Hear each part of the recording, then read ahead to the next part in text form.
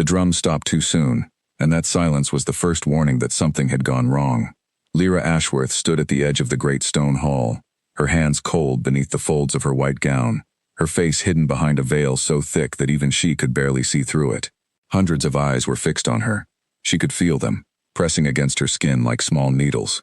The pack had gathered from every corner of Voss Hollow to witness the claiming, the sacred ritual where the Alpha King would look upon the face of his chosen mate and accept her before his people.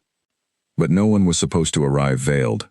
A woman near the front gasped and whispered something to the man beside her. Lyra did not need to hear the words to know what they were saying. A veil at a claiming was almost an insult, a sign of shame, or worse, a sign of deception. She gripped the fabric at her sides and forced her spine straight, refusing to let her knees shake in front of the entire hall. She had not planned to be here. 3 days ago, her life had been simple. She spent her mornings tending herbs behind her family's small home at the edge of the packlands, and her afternoons avoiding the marketplace, where people stared a little too long at the scars along her jaw and neck. She was used to being invisible. She preferred it that way.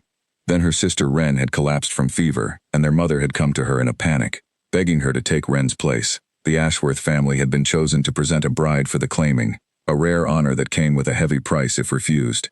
To decline the Alpha King's ceremony was to insult the throne itself, and no family in Voss Hollow survived that kind of insult without consequence. So Lyra had said yes, because someone had to, and because she loved her sister enough to protect her from a fate she never wanted. She had not thought about the cost until she was standing here, in her sister's borrowed dress, with a veil thrown over her face at the last moment, by her mother's trembling hands. "Please," her mother had whispered before she left the house.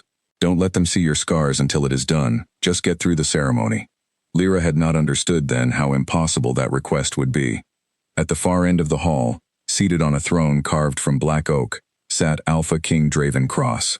Even from this distance, she could feel the weight of his presence, a quiet, coiled power that made the air around him feel heavier. He was young for a king, not yet 30, but there was nothing young about the way he watched the room. His eyes moved over the crowd with a slow, deliberate patience, as though he were memorizing every face just in case one of them turned against him. When his gaze reached her, it stopped.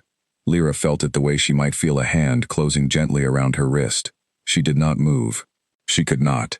A murmur passed through the nearest rows of the crowd. The veil. Of course they had all noticed the veil.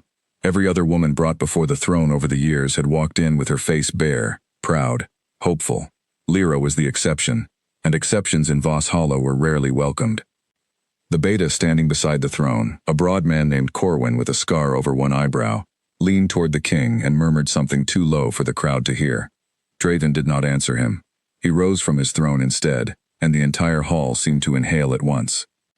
He walked down the steps slowly, his boots echoing against the stone floor, and every step brought him closer to her. Lyra's heart pounded so hard she thought it might be visible through the fabric of her dress. She wanted to run. She wanted to disappear into the crowd and let someone else stand in her place. But her feet stayed rooted, and her mother's warning echoed in her mind. Just get through the ceremony. When Draven finally stopped in front of her, he was close enough that she could see the outline of his face through the thin lace, though not clearly enough to read his expression. His voice, when it came, was low and even, carrying easily through the silent hall. "You wear a veil," he said. It was not a question. "I do," Lyra answered, keeping her voice steady though her hands trembled at her sides. "Tradition asks that I look upon the face of the one presented to me before I accept her." "I know what tradition asks," Lyra said. She lifted her chin slightly, refusing to let her fear show in her tone even if it could not be hidden from her body. "I ask only a small mercy, Your Grace. Allow me to keep it a while longer." A ripple of shock moved through the crowd. No one spoke to the Alpha King that way, especially not a woman brought forward as an offering. Corwin took a step forward as though to intervene, but Draven lifted one hand slightly, and the beta stopped. For a long moment, Draven said nothing. Lyra could feel him studying her, weighing her request, weighing her, though he could see almost nothing of her face. She wondered if he could smell her fear, the way wolves were said to sense such things. She wondered if he already regretted allowing her this far into the hall. "Why?" he finally asked. "Would you ask such a thing on the day you are meant to be seen?" Lyra swallowed. She had prepared no answer for this question, because she had never expected to be asked it directly, certainly not with the entire pack listening. She thought of her mother's warning, of her sister safe in bed at home, of the scars along her jaw that she had spent years learning to live with in private, Never in front of strangers. Never in front of a king. Because some things are not easy to explain in front of a crowd, she said quietly. And I would rather earn the chance to explain them than have them judged before a single word is spoken. Draven tilted his head slightly, and though she could not see his eyes clearly, she felt the intensity of his attention shift, sharpen, as if her answer had surprised him. Around them, the hall had gone utterly silent, waiting for his response, waiting to see whether he would tear the veil away himself, or send her from the hall in disgrace. There is precedent, Corwin said carefully from behind the king, clearly hoping to smooth over the tension. For a private audience, before the final claiming is confirmed, Your Grace. It has been done before, in matters of illness or grief. Draven did not look away from Lyra as Corwin spoke. Is that what this is? Illness, grief. It is mine to explain, in time, Lyra said, not the whole hall's. Something in his posture shifted, some small release of tension that she could not quite name. Then, to the astonishment of everyone present, Draven turned slightly toward the crowd and raised his voice. The claiming will be delayed, he announced.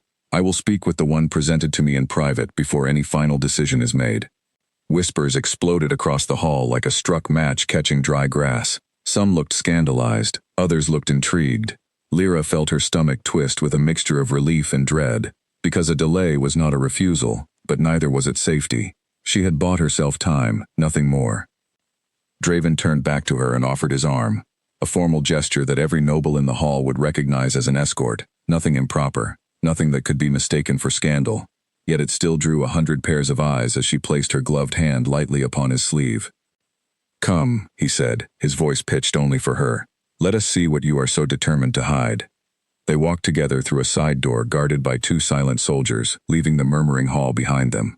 The corridor beyond was cooler, quieter, lit by torches instead of the great chandelier of the main hall. Lyra's legs felt unsteady with every step, though she refused to let it show. You handled that well, Draven said as they walked, his tone unreadable. Most would have wilted under that kind of scrutiny. I did not have the luxury of wilting, Lyra answered honestly. He glanced sideways at her, though she still could not see his eyes clearly through the veil. You are not who I expected to walk through those doors today. No, she said softly. I imagine I am not. They reached a small private chamber near the end of the corridor, and Draven opened the door himself rather than calling for a servant, another small detail that struck Lyra as unusual for a man of his station. Inside, a modest fire burned low in the hearth, and 2 chairs sat facing each other near the flames. Sit, he said, though it was gentle rather than commanding. You are shaking. I am not accustomed to kings, Lyra admitted, lowering herself into the offered chair. Then we are equally unaccustomed to each other, Draven said, taking the seat across from her. Because I am not accustomed to being refused in front of my entire court. I did not refuse you, Lyra said carefully. I asked for time. A distinction that saved you a great deal of trouble, I imagine. He studied her again, and even without seeing his full expression, Lyra could feel the sharpness of his attention. Tell me your name, at least. If I am to consider keeping your secret a while longer, I should know who I am considering it for. Lyra, she said. Lyra Ashworth. And the veil, Lyra Ashworth. Will you tell me why? She hesitated, her fingers tightening in her lap. The fire crackled softly, filling the silence between them, and for a moment she considered lying, inventing some story about tradition or family custom that might satisfy him without revealing the truth. But something about the way he waited, patient rather than demanding, made her think a lie would not serve her well, not with a man who seemed to notice everything. There was a fire, she said finally, when I was a child. My parents did not survive it. I did, but not without cost. Her hand rose instinctively toward her jaw, though she stopped herself before touching the veil. I have scars. I have lived with people looking at me differently because of them, for most of my life, and I did not want the first thing my king saw of me to be pity, or worse, disgust. Draven was quiet for a long moment, long enough that Lyra feared she had misjudged him entirely, that her honesty would be the very thing that cost her the small mercy she had asked for. I did not ask to see a face without flaw, he said at last. I asked to see the woman standing before me. Scars are simply proof that a person survived something. I have several of my own, Lyra Ashworth, though mine are not so easily hidden beneath lace. She looked up sharply, startled by the steadiness in his voice, the absence of judgment she had braced herself against. Then why, she asked quietly, have you not asked me to remove it? Because, Draven said, leaning back slightly in his chair, his gaze steady even through the veil separating them. Some things should be given, not taken. I find I would rather earn that from you than command it." The fire popped softly in the silence that followed, and for the first time since she had walked into the great hall, Lyra felt something other than fear settle into her chest. It was not comfort, not entirely, but it was something close to it, something she had not expected to find in the presence of the Alpha King of Voss Hollow. "Then what happens now?" she asked. "Now," Draven said, rising from his chair and moving toward the door, "you remain here, in the castle, as my intended, until such time as you choose to show me what you have been hiding. The court will be told the claiming was delayed for private reasons befitting royal discretion. No one will trouble you about it, not while you are under my protection." Lyra rose as well, her legs steadier now than they had been in the hall. "And if I never choose to show you?" Draven paused at the door, glancing back at her with an expression she still could not fully read. "Then I suppose," he said, "I will have to be a very patient king." He left the room without another word, leaving Lyra alone by the dying fire, her heart pounding for reasons that had nothing to do with fear anymore.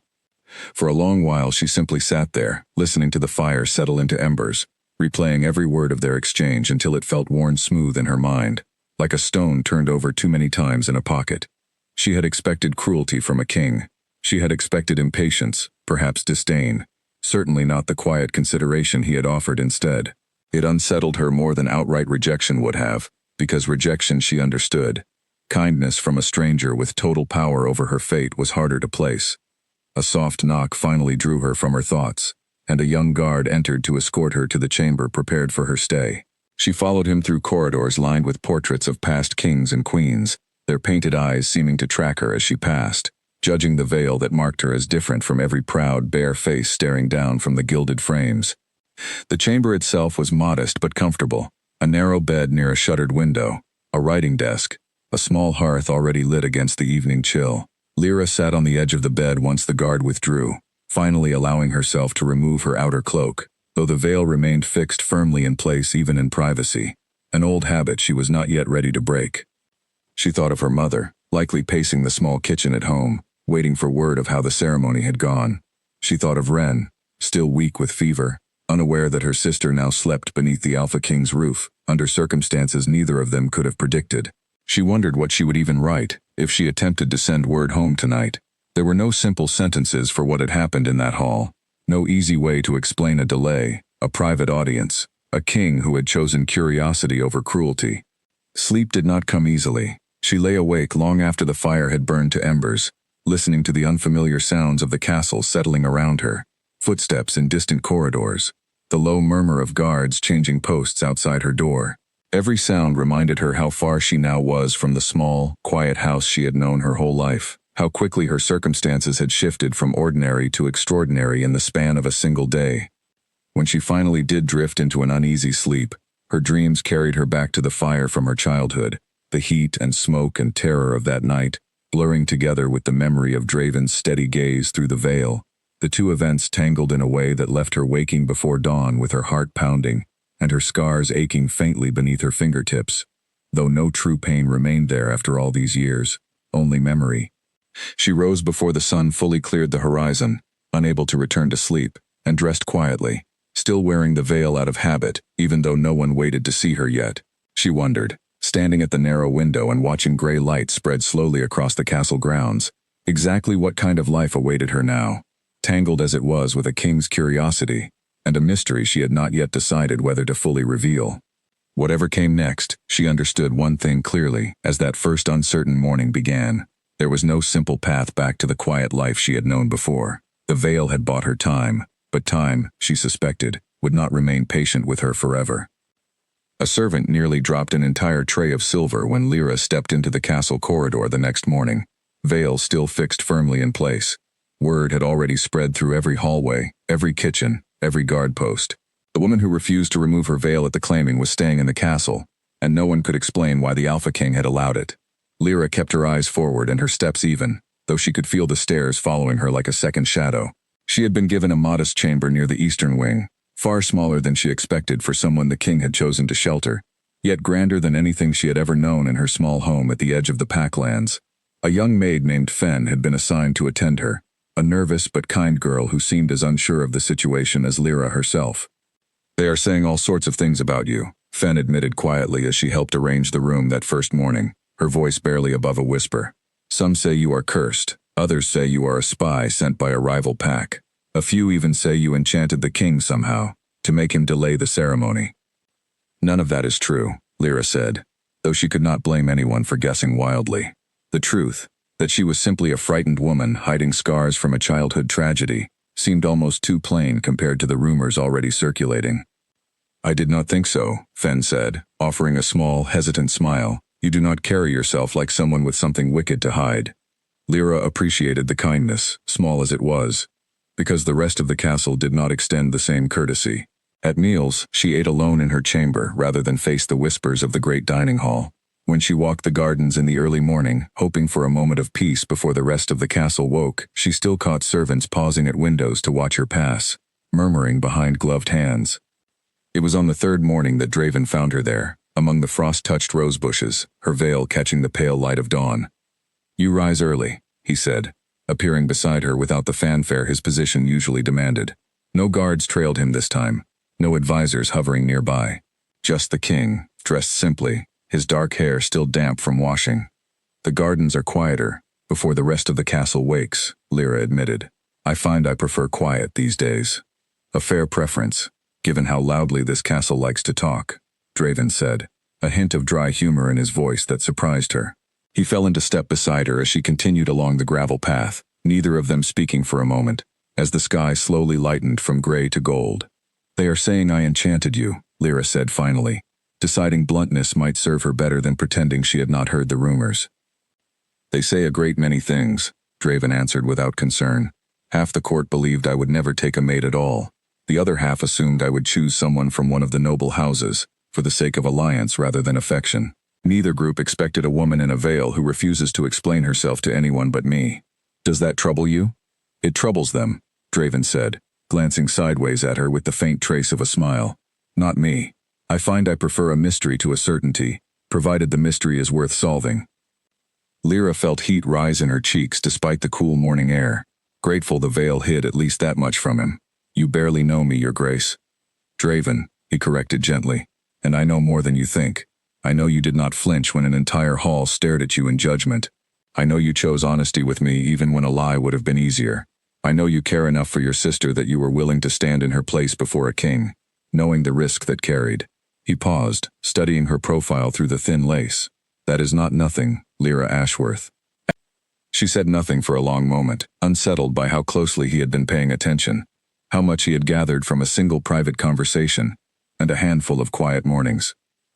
You investigated me, she said finally, though it was not quite an accusation. I am a king, Draven said simply. It would be foolish of me not to understand the woman living beneath my roof, veil or no veil. They walked in silence for a while longer, the castle slowly waking around them, distant sounds of servants beginning their morning duties drifting from the kitchens. Lyra found, to her own surprise, that the silence between them was not uncomfortable. It was the first true silence she had experienced since arriving, one that did not feel weighted with judgment or suspicion. May I ask you something? Draven said as they reached the edge of the garden, where the path opened toward the training yards. You may. What did your sister say when she realized what you had done in her place? Lyra's chest tightened slightly at the question, memories of her mother's frantic explanation to Ren still fresh in her mind. She wept, Lyra admitted. She said she never wanted this life, the pressure of being offered to a king, the expectations that came with it. She said she was grateful and ashamed, both at once. And you? Draven asked. Did you want this life? Lyra considered the question carefully before answering, aware that whatever she said next would shape however he understood her from this point forward. I did not want to be paraded before a hall of strangers and judged for a face I cannot change, she said honestly. But I find I do not regret the choice to protect my sister, and I find, she added quietly, glancing at him from behind the veil, that I do not regret certain conversations that have followed. Something shifted in Draven's expression, subtle but unmistakable even through the lace between them, a softening that had nothing to do with royal composure. Then perhaps, he said, this arrangement is not entirely a burden for either of us. Before Lyra could respond, the quiet of the morning was broken by hurried footsteps on the gravel path. Corwin approached quickly, his expression tight with concern, a folded parchment gripped in one hand. Your Grace, he said, bowing briefly before extending the parchment. A messenger arrived at dawn from Thornwood. They request urgent audience regarding a matter of family debt. Draven's expression shifted instantly, the warmth of moments before replaced by the sharp focus Lyra had first witnessed in the great hall. He took the parchment and scanned it quickly, his jaw tightening as he read. "Thornwood," he said slowly, almost to himself. "What business would they have that requires urgency?" "They did not specify beyond the mention of family debt, Your Grace," Corwin said, "only that the matter concerns a recent arrangement within your own household." Lyra felt a cold unease settle over her at the words, though she could not yet say why. Thornwood was not a name she recognized well, a rival pack from the Northern Territories that her family rarely had cause to interact with, yet something in Corwin's careful tone suggested this was no small matter.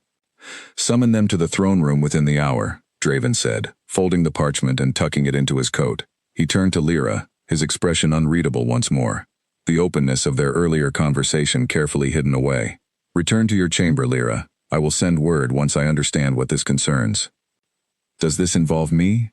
Lyra asked, unable to keep the question from slipping out despite the warning in his tone. Draven hesitated, just long enough that she knew the answer before he spoke it aloud. "I do not yet know," he admitted, "but I intend to find out." He left her standing at the edge of the garden, the golden light of morning now feeling far less peaceful than it had only moments before. Lyra watched him stride toward the castle with Corwin at his side, their voices low and urgent, and she felt the fragile sense of safety she had begun to build over the past 3 days crack slightly at the edges. Back in her chamber, Fen found her still dressed in her outdoor cloak, staring blankly at the small fire crackling in the hearth. "Is something wrong, my lady?" Fen asked gently, setting down a tray of bread and tea she had brought up from the kitchens. "I am not certain," Lyra admitted, "but I have a feeling that whatever peace I found this morning may not last very long." She thought of her mother's frightened face the day she agreed to take her sister's place. She thought of the vague mentions over the years of debts owed by her family to other packs, conversations she had never been permitted to fully understand, hushed whenever she entered a room. She thought of the word Thornwood, a name she had heard only in passing, usually followed by a tightening in her mother's expression that Lyra had never understood until now. Whatever waited in that throne room, she suspected it would not stay contained to Draven and his advisors for long. And for the first time since arriving at the castle, Lyra found herself wishing she had asked her mother more questions before it was too late to have them answered. Fen returned an hour later, her expression carefully neutral in the way of a servant trained not to carry gossip, though Lyra could see the effort it cost her. "The Thornwood party has been given quarters in the western guest wing," Fen said, setting a fresh pot of tea on the small table near the hearth. "The whole castle is talking of nothing else. Some say it concerns land. Others say it concerns an old grievance between the two packs that goes back generations." "Do you know anything more specific?" Lyra asked, unable to keep the tension from her voice. "Only that the Thornwood Alpha arrived with his son, and that both of them requested an audience with unusual urgency," Fen said. "The guards at the western gate said he seemed almost pleased, as if he expected the meeting to go entirely in his favor, before it had even begun." That detail unsettled Lyra more than anything else. A man confident enough to appear pleased before negotiations even started was a man who believed he already held the winning position, and she could not shake the growing suspicion that whatever leverage he carried involved her family more directly than she wanted to admit. She spent the remainder of the afternoon pacing her small chamber, unable to settle into any of the quiet occupations that might normally have calmed her nerves. She picked up a book from the small shelf near the window, an old collection of herbal remedies left behind by some previous occupant of the room. But the words blurred together without meaning, her mind too occupied with worry to absorb anything useful. By late afternoon she could bear the waiting no longer and ventured out into the corridor, intending only to walk until her restlessness eased, though some part of her hoped she might overhear something, anything, that would tell her what was unfolding behind the closed doors of the council chamber. She had not gone far before she encountered Corwin returning from that very direction, his expression troubled in a way that made her stomach twist further. "Is it settled?" she asked before she could stop herself, the question slipping out despite her better judgment. Corwin studied her for a moment, clearly weighing how much he was permitted to share with someone whose exact position in the castle remained undefined even to the king's own advisors. "Not settled," he said finally, his tone careful. "The king has asked for time to review the claim before any decision is reached. Thornwood has agreed to remain in the castle for the time being, awaiting that decision." "What claim?" Lyra pressed. "Corwin, please, if this concerns me, I deserve to know before it is decided entirely without my knowledge. Corwin hesitated, glancing down the corridor as though checking for listening ears, before lowering his voice further. It concerns an old debt owed by your family, my lady. Beyond that, I am not at liberty to say more. The king wishes to speak with you himself, once he has reviewed the matter more fully. I would advise patience, difficult as I know that must be to hear. He offered a short bow and continued on his way, leaving Lyra standing alone in the corridor with more questions than she had carried before, and a growing dread that patience was a luxury she might not have much longer to enjoy. She returned to her chamber and sat by the window, watching the last light of day fade over the castle grounds, and found herself thinking, unexpectedly, of the quiet warmth in Draven's voice that very morning, before Corwin's urgent message had shattered the peace of their walk through the garden. She wondered whether that warmth would survive whatever truth was about to surface, or whether it would dissolve entirely the moment old debts and older secrets forced their way between them. The door to Lyra's chamber burst open without warning, and Wren stumbled inside, her cloak still dusted with road dirt, her eyes wide with panic. You need to know something before Thornwood speaks to the king, Wren said breathlessly, not even pausing to close the door behind her. I could not let you hear it from strangers first. Lyra rose quickly from her chair, alarmed by her sister's sudden appearance, having believed Wren was still recovering at home, too weak from fever to travel. How are you even here? You were barely able to stand 3 days ago. I forced myself to travel the moment I heard Thornwood sent word to the castle, Wren said, closing the door at last and leaning against it as though her legs might give out beneath her. Lyra, there are things about our family you do not know. Things Mother never told either of us until it was too late to matter. A cold weight settled in Lyra's stomach, echoing the unease she had felt in the garden that morning. Tell me now, before it becomes too late again. Wren crossed the room and sat heavily in the chair Lyra had vacated, pressing her palms against her eyes for a moment before speaking. Our father borrowed heavily from Thornwood many years ago, before the fire that took him and Mother's first husband. The debt was never fully repaid. When Father died, the debt did not disappear. It simply waited, the way debts between pacts always do. What kind of debt requires waiting years to demand repayment? Lyra asked, though some part of her already suspected the answer would not be simple coin or land. A marriage debt, Wren said quietly. An old promise, made long before either of us were born, that one daughter of our family would marry into Thornwood's line to settle what was owed. Mother always believed it would fall to me, since I was meant to be the one presented at the claiming in the first place. She thought if I became the Alpha King's mate, the debt would be considered void, since marrying a king outranks any prior arrangement made with a lesser pack. Lyra's hands trembled as the pieces began arranging themselves into a shape she did not want to see clearly. And now that I have taken your place instead. Thornwood believes the arrangement has changed, Wren said. They believe if you are not truly claimed by the king, if this is merely a delay rather than a binding acceptance, then the original marriage debt still stands, and it would fall to you now, since you are the one who stepped into my place before the pack. The fire in the hearth suddenly felt far too warm, the walls of the chamber pressing closer than they had moments before. They intend to claim me for their own beta, Lyra said slowly, understanding now why Corwin's message that morning had carried such urgency. I fear so, Wren admitted, her voice breaking slightly. I am so sorry, Lyra. I never meant for my illness to place you in danger like this. If I had known the debt would follow you instead of me, I never would have allowed Mother to send you in my place. Lyra sank onto the edge of her bed, her mind racing through the events of the past few days, searching for any thread of hope amid the tangle Wren had just revealed. Does the king know any of this? I do not know what Thornwood plans to tell him, Wren said, but I imagine they will frame it however benefits them most. A debt owed, a promise made, an obligation the crown itself should honor rather than interfere with. A knock sounded at the door before either sister could say more, and Fen entered with a worried expression, glancing between them. My lady, the king has requested your presence in the private council chamber. He asks that you come at once. Lyra's stomach twisted painfully, but she forced herself to stand, smoothing the front of her dress with hands that refused to stop trembling. Stay here, she told Wren. Whatever happens, I do not want you caught in the middle of this any further than you already are. Lyra, Wren said, catching her sister's wrist before she could leave. Be careful what you say to Thornwood. They are known for twisting words into shapes that suit their purposes. Lyra nodded once, though her heart pounded with a fear she could not fully name as she followed Fen through the winding corridors toward the council chamber. The closer they drew, the louder the voices became, tense and overlapping, until Fen paused outside a heavy wooden door and gestured for her to enter. Inside, the chamber was smaller than the Great Hall but no less imposing, its walls lined with tapestries depicting the founding of Voss Hollow generations ago. Draven stood near the head of a long table, his expression carved from stone, while across from him stood a tall man Lyra did not recognize, dressed in deep green robes trimmed with silver, flanked by a younger man whose sharp eyes fixed on Lyra the moment she entered. "Ah," the older man said, his voice smooth as polished glass. "The woman herself. How fortunate that we may settle this matter with her present." "Lyra," Draven said, his tone carefully neutral, though she caught the tension coiled beneath it. "This is Alpha Elric Thornwood, and his son, Alden. They have brought a claim before me that concerns your family."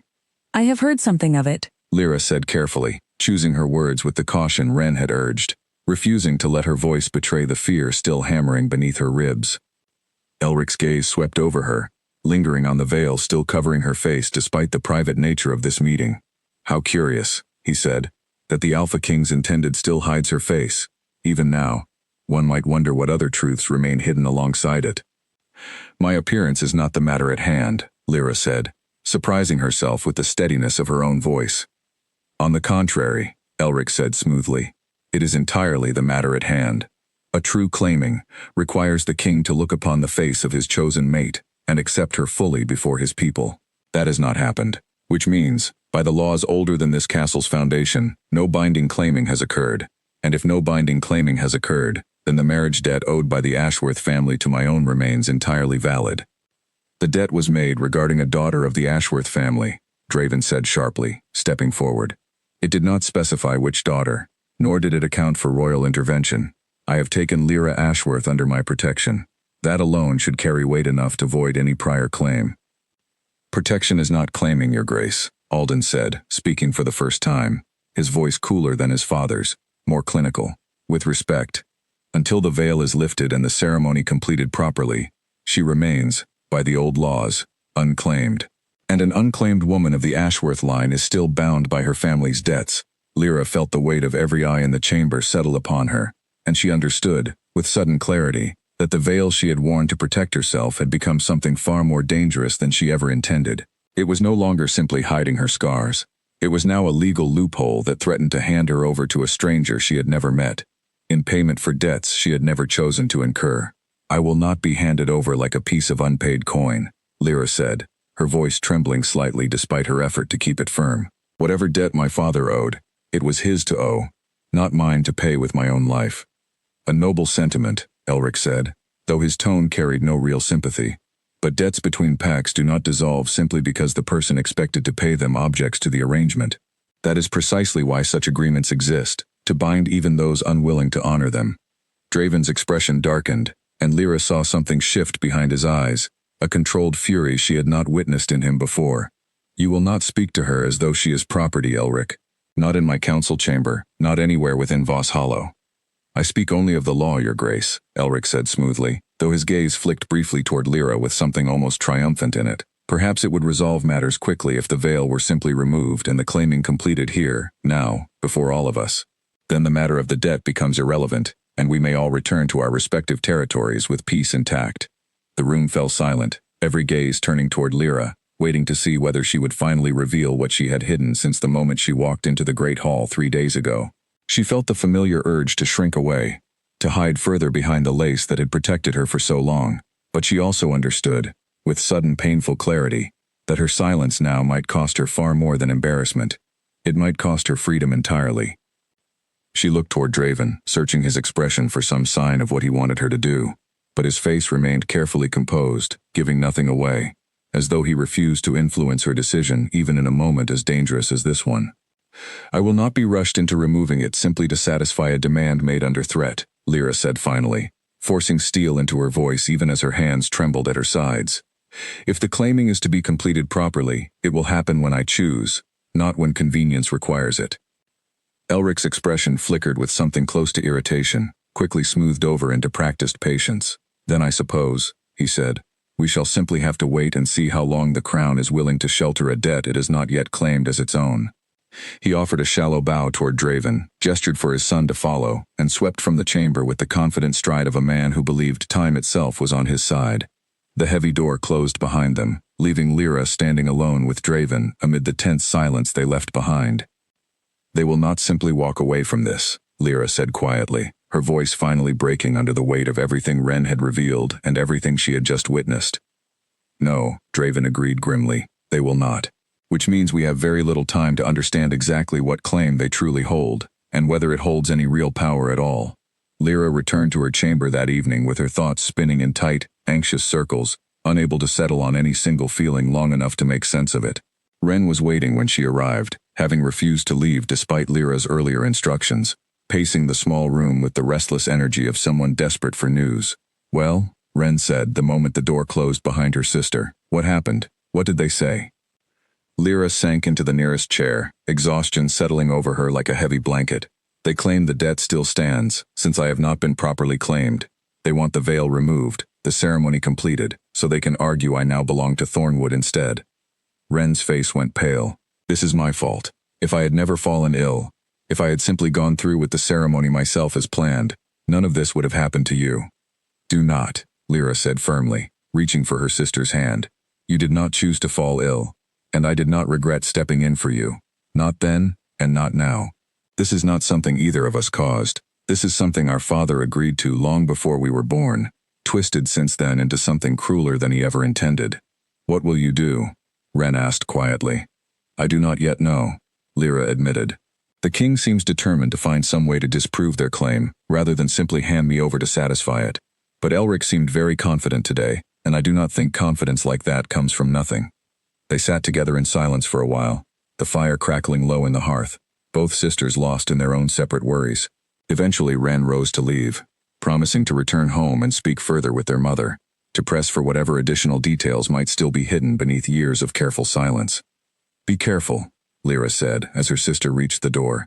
"Whatever this debt truly is, Thornwood clearly believes it is worth fighting for. That kind of persistence rarely comes without reason."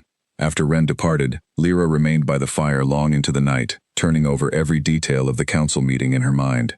She thought of Alden's cool, calculating manner, so different from his father's smooth performance of civility. She thought of the particular way Elric had looked at her when he suggested the veil be removed there, in front of everyone, as though he already anticipated her refusal and welcomed the further leverage it might provide him. Sleep came late and fitfully that night, filled with half-formed images of fire and debt ledgers and her father's face, which she barely remembered clearly anymore, blurred now by years of distance and grief. She woke before dawn with a single clear thought settling over her exhausted mind. Whatever answers existed, they would not come from waiting quietly in her chamber. If her fate was being decided by men who had never bothered to ask her opinion on the matter, she intended to make certain her own voice carried as much weight as theirs before this was over.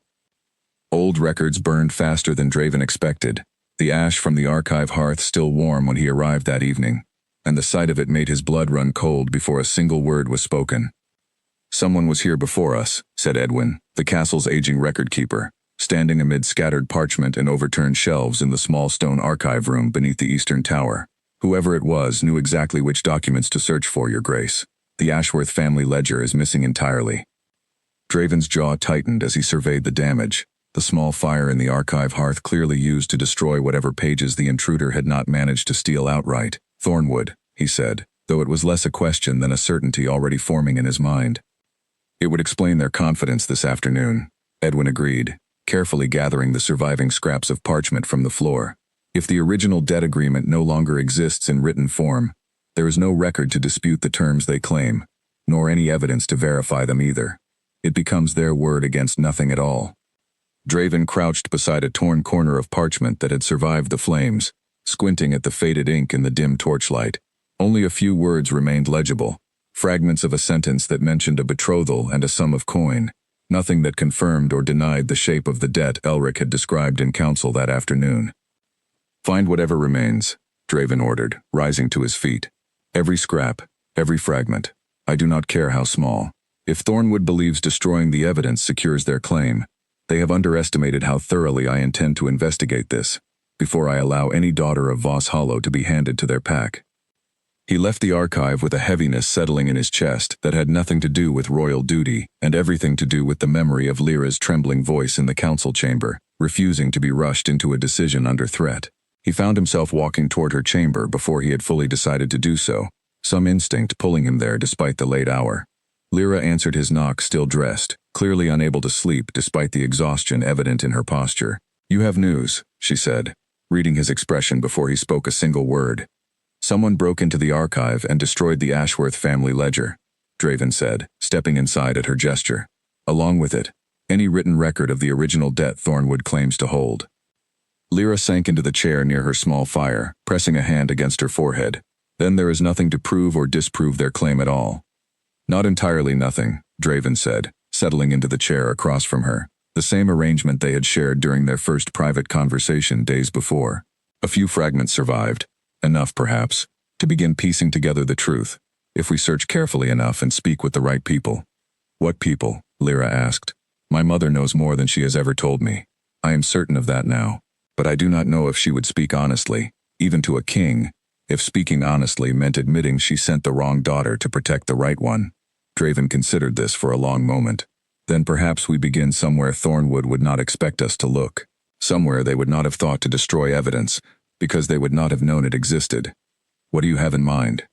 "Every debt of this nature, especially one involving a marriage arrangement between pacts, requires a witness beyond the two families involved," Draven said. "A neutral party, typically an elder or a respected figure from a third pack, to ensure the terms are fair and properly recorded. If such a witness existed for your father's original agreement, they may still hold their own account of what was promised, entirely separate from whatever Thornwood destroyed tonight." Lyra sat forward slightly, a flicker of hope crossing her expression for the first time since Wren's frantic arrival that morning. "Do you know who such a witness might have been?" "Not yet," Draven admitted, "but Edwin may. He has served this castle for over 30 years, and very little escapes his memory, even things long buried in old records." He paused, studying her carefully in the firelight. "Lyra, I must ask you something, and I want an honest answer, whatever it may cost either of us to hear." "Ask it," she said. "Do you believe your father genuinely owed this debt, or do you believe Thornwood is using an old, half-forgotten arrangement to manufacture a claim they have no true right to enforce?" Lyra considered the question carefully, her hands twisting slightly in her lap as she thought back over years of half-heard conversations, her mother's tightened expression whenever certain names were mentioned, the strange tension that always seemed to surround discussions of her father's final years before the fire. "I believe something was owed," she admitted slowly. "I do not know if it was ever meant to be paid with a daughter's marriage, or if that condition was added later, twisted into something crueler than what my father originally agreed to." "Then that is precisely what we must uncover," Draven said. "Before Thornwood forces a resolution neither of us can undo." A soft knock interrupted them, and Fen entered hesitantly, glancing between the king and her mistress with visible surprise at finding them together so late in the evening. "Forgive the intrusion, your grace, my lady," she said quickly. "But there is a woman at the eastern gate demanding entry. She claims to be Lyra's mother." Lyra rose so quickly her chair nearly toppled behind her. "My mother is here, now?" "She arrived only moments ago, my lady." The guards were uncertain whether to admit her, given the tension surrounding the household this week. "Bring her in," Draven said before Lyra could respond, his tone carrying the quiet authority of a king accustomed to being obeyed instantly. "If she holds any answers regarding this debt, I would rather hear them tonight than allow Thornwood another day to strengthen their claim." Fen hurried off, and within minutes, Lyra's mother, Marjorie Ashworth, was ushered into the chamber, her traveling cloak still damp from the evening mist, her face lined with an exhaustion that seemed to run far deeper than the journey alone could explain.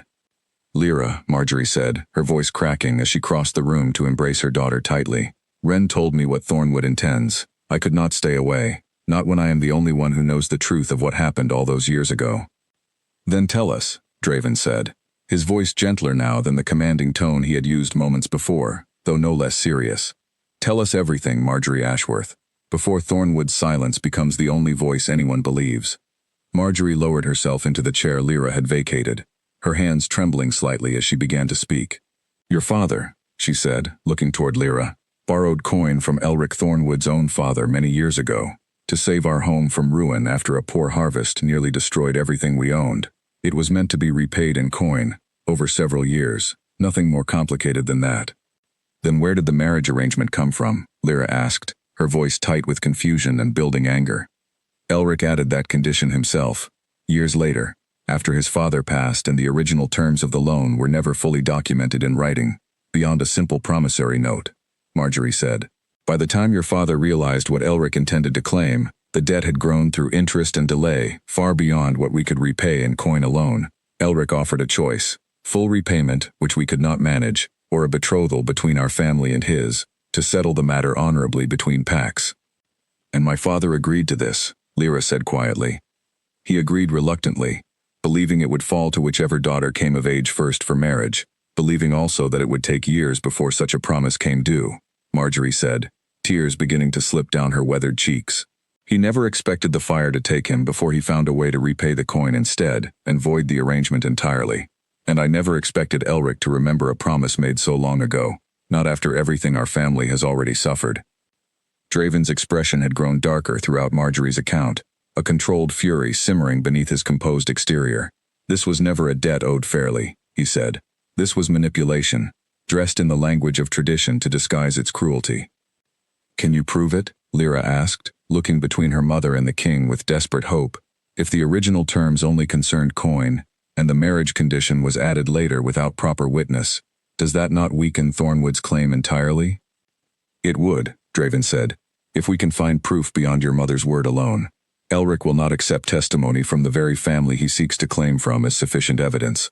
We need the witness I spoke of earlier, someone outside both families who can confirm how the original terms were altered. Marjorie's eyes widened slightly at this. There was a witness, she said slowly, memory clearly surfacing after years of deliberately trying to forget. An elder from the Pharaoh pack, a woman named Odessa, present when Elric first proposed the amended terms to your father. I do not know if she still lives, but if she does, she would remember exactly what was promised, and what was added later without your father's full understanding. Draven rose immediately, energy returning to his posture now that a path forward had finally emerged from the tangle of half-truths and destroyed records. Then we find Odessa of Pharaoh, he said, before Thornwood realizes such a witness ever existed at all. Marjorie lingered a while longer after the plan was set, her hands wrapped tightly around a cup of tea Fen had brought her, though she did not drink from it. There is something else, she said quietly, glancing between Lyra and Draven with obvious hesitation. Something I should have told you both from the beginning, though I confess shame kept me from speaking of it sooner. Tell us now, Draven said gently, resuming his seat across from her. When your father first agreed to the loan, Marjorie said, looking toward Lyra, he did not do so entirely out of desperation over the harvest alone. There was pride involved as well. Elric's father had once mocked ours publicly, at a gathering of several packs, over the modest size of our lands and our lack of standing among the noble houses. Your father borrowed that coin partly to prove he could rebuild what our family had, to show Thornwood that an Ashworth needed no charity from them. And Elric remembered that humiliation, Lyra said slowly, understanding dawning. I believe so, Marjorie said. I believe this has never truly been about coin at all, not for Elric. I believe it has always been about seeing an Ashworth bound to his family, in whatever form circumstance allowed, simply to settle an old grudge his own father carried into a new generation. Draven's expression darkened further at this revelation. Then this was never a matter of law or debt in Elric's mind. It has been personal from the very beginning, dressed up in language that made it sound like simple justice. I fear so, Marjorie said, tears welling in her tired eyes once more. I am so sorry, Lyra. I should have told you all of this the moment Thornwood's messenger arrived, rather than let you walk into that council chamber without understanding the full weight of what truly drove their demands. You are telling me now, Lyra said gently, squeezing her mother's hand. That is what matters. We cannot undo the silence of years past, only decide what we do with the truth once it finally surfaces. Marjorie nodded, wiping at her eyes before rising unsteadily to her feet. I should return home before Ren worries further. But please, both of you, be careful. Elric is not a man who accepts defeat gracefully, especially not defeat rooted in a grudge he has carried for decades. After Marjorie departed, escorted by a castle guard to ensure her safe return home through the darkened roads, Draven remained a while longer in Lyra's chamber, the fire burning low between them. This changes things, he said finally. If Elric's true motivation has always been personal rather than purely financial, then even Odessa's testimony may not be enough to fully satisfy him. He may look for other ways to press his claim, even after the original debt is disproven. Then we will simply have to be ready for whatever comes next, Lyra said, surprising herself with the steadiness of her own resolve. I have spent my whole life believing myself powerless against things I could not change. I find I am tired of that belief. Draven studied her for a long moment in the firelight, something like quiet admiration crossing his features. "I do not think powerless is a word that has ever truly suited you, Lyra Ashworth," he said softly. "Veil or no veil." Hooves thundered against the frozen road before dawn, and Lyra gripped the edge of the carriage window as the towers of Voss Hollow disappeared behind them into the gray morning mist. Draven had insisted on accompanying the search for Odessa of Pharaoh himself, refusing to leave such a delicate matter entirely to messengers or advisors who might not recognize the weight of every detail the old woman revealed. He had also insisted, against the objections of Corwin and half his council, that Lyra travel with them. "If Odessa's testimony concerns your family," Draven had said the night before, as preparations for the journey were hastily arranged, "then you have every right to hear it yourself, rather than receive it secondhand through advisors who were not present." Corwin had argued against the risk, reminding Draven that Thornwood likely had eyes watching the castle, that any sudden departure by the king himself might alert Elric to their search before it concluded. Draven had not relented, though he agreed to travel with a smaller escort than usual, hoping speed and discretion together might accomplish what a larger guard could not. Now, 3 days into the journey toward the Pharaoh territories, Lyra found herself sharing long hours in the carriage with Draven, the two of them speaking more freely than the constraints of castle life had ever allowed. The veil remained in place, a habit so deeply ingrained that she barely noticed its presence anymore, though she noticed, more and more, that Draven no longer seemed to notice it either, at least not in the way strangers did. "You are quiet again," Draven observed, glancing up from a small collection of notes he had been reviewing regarding Pharaoh's territory and its elders. "I am thinking of what we might find, once we reach Odessa," Lyra admitted. "Part of me hopes she remembers everything clearly, exactly as my mother described. Another part fears she may not remember at all, or worse, may remember something that damages our case, rather than helps it. Whatever she remembers," Draven said, "it will be closer to truth than the silence Thornwood currently relies upon. Uncertainty is preferable to a lie left unchallenged." Lyra studied him for a moment, the easy confidence in his voice, the steady patience he carried even now, days into a journey with no guaranteed resolution waiting at its end. "You did not have to come yourself," she said. "You could have sent Corwin, or a dozen other advisors capable of speaking with an elder on your behalf." "I could have," Draven agreed, "but I find I did not want to." "Why not?" He set his notes aside, meeting her gaze directly, or as directly as the veil between them allowed. "Because this concerns you, Lyra. Not merely a political dispute between pacts, not merely a debt to be resolved for the sake of peace, you. And I find, more and more, that your concerns have become concerns I wish to carry myself, rather than delegate to someone else." Warmth spread through Lyra's chest, despite the cold air seeping through the carriage windows, and she was grateful once again for the veil hiding whatever expression crossed her face in response to his words. "You are a strange kind of king," she said softly. "I did not expect this when I walked into that hall a week ago." "Nor did I expect this," Draven admitted.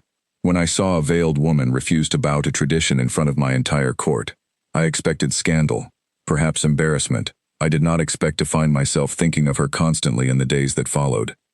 The carriage rattled over a rough patch of road, jostling them both slightly, and for a moment neither spoke, the quiet between them comfortable rather than tense.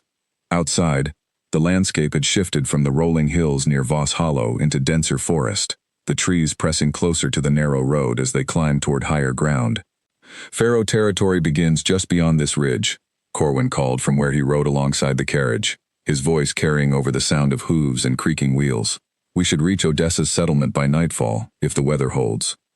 The weather did not entirely hold.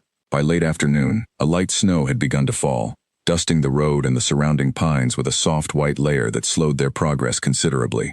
Lyra watched it drift past the carriage window, finding an odd comfort in the quiet beauty of it despite the tension underlying their entire journey. "Tell me something about yourself that has nothing to do with debts or claiming ceremonies," Draven said suddenly, breaking the comfortable silence that had settled between them. Lyra blinked, surprised by the request. "What would you like to know?"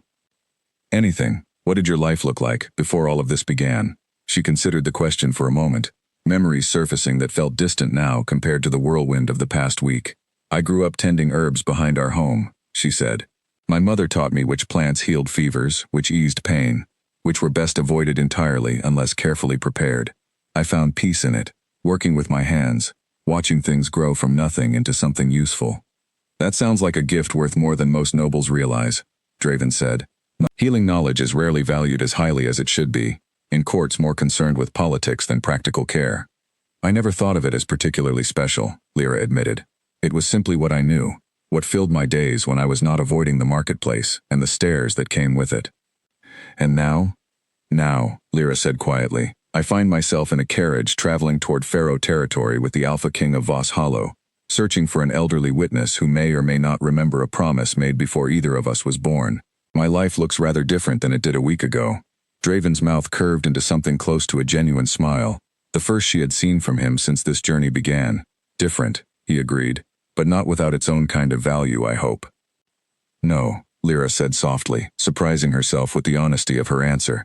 Not without value at all. They reached Odessa's settlement just as the last light of day faded behind the surrounding pines, snow still falling steadily, blanketing the small collection of cottages in soft white silence. A young woman met them at the edge of the settlement, clearly startled by the sight of royal banners appearing so unexpectedly at her doorstep. We seek Odessa, Draven said, dismounting from his horse and helping Lyra down from the carriage himself, a gesture that drew a startled glance from Corwin but no comment. An elder of your pack, said to have witnessed an agreement between the Ashworth and Thornwood families many years ago. The young woman's expression shifted immediately to caution. Odessa is very old now, she said carefully. Her memory comes and goes with the seasons. What business does the crown have with such an old woman's recollections? A matter of justice, Draven said simply, concerning a debt that may not be what it claims to be. The young woman studied them both for a long moment, her gaze lingering on Lyra's veil with obvious curiosity before she finally nodded. Come, she said, I will take you to her, but be gentle with your questions. She tires easily, and I will not have her troubled beyond what her strength allows. They followed the young woman through the snow-dusted settlement, toward a modest cottage at its edge, smoke curling gently from its chimney into the darkening sky. Lyra's heart pounded with a mixture of hope and dread as they approached the door, uncertain whether the answers waiting inside would finally free her from Thornwood's claim, or confirm a debt she had no way to escape. Draven glanced at her once before knocking, his expression steady despite the uncertainty of what lay ahead. Whatever she tells us, he said quietly, we face it together. Lyra nodded, grateful beyond words for the simple assurance in his voice. And together, they stepped through the cottage door into the warm firelight beyond, ready at last to learn the truth that had shaped her family's fate long before she was ever born. Before they reached the cottage, Corwin had drawn Draven aside briefly near the horses, his voice low with concern. Your Grace, we should discuss how much of this journey Thornwood may already suspect. If Elric learns we have traveled here specifically in search of a witness, he may attempt to discredit her before we even have the chance to hear her testimony. I am aware of the risk, Draven had said, which is precisely why I intend to keep this visit as quiet as possible. No formal announcements, no lingering longer than necessary. We hear what Odessa has to say, and we return to Voss Hollow before word can travel faster than we do.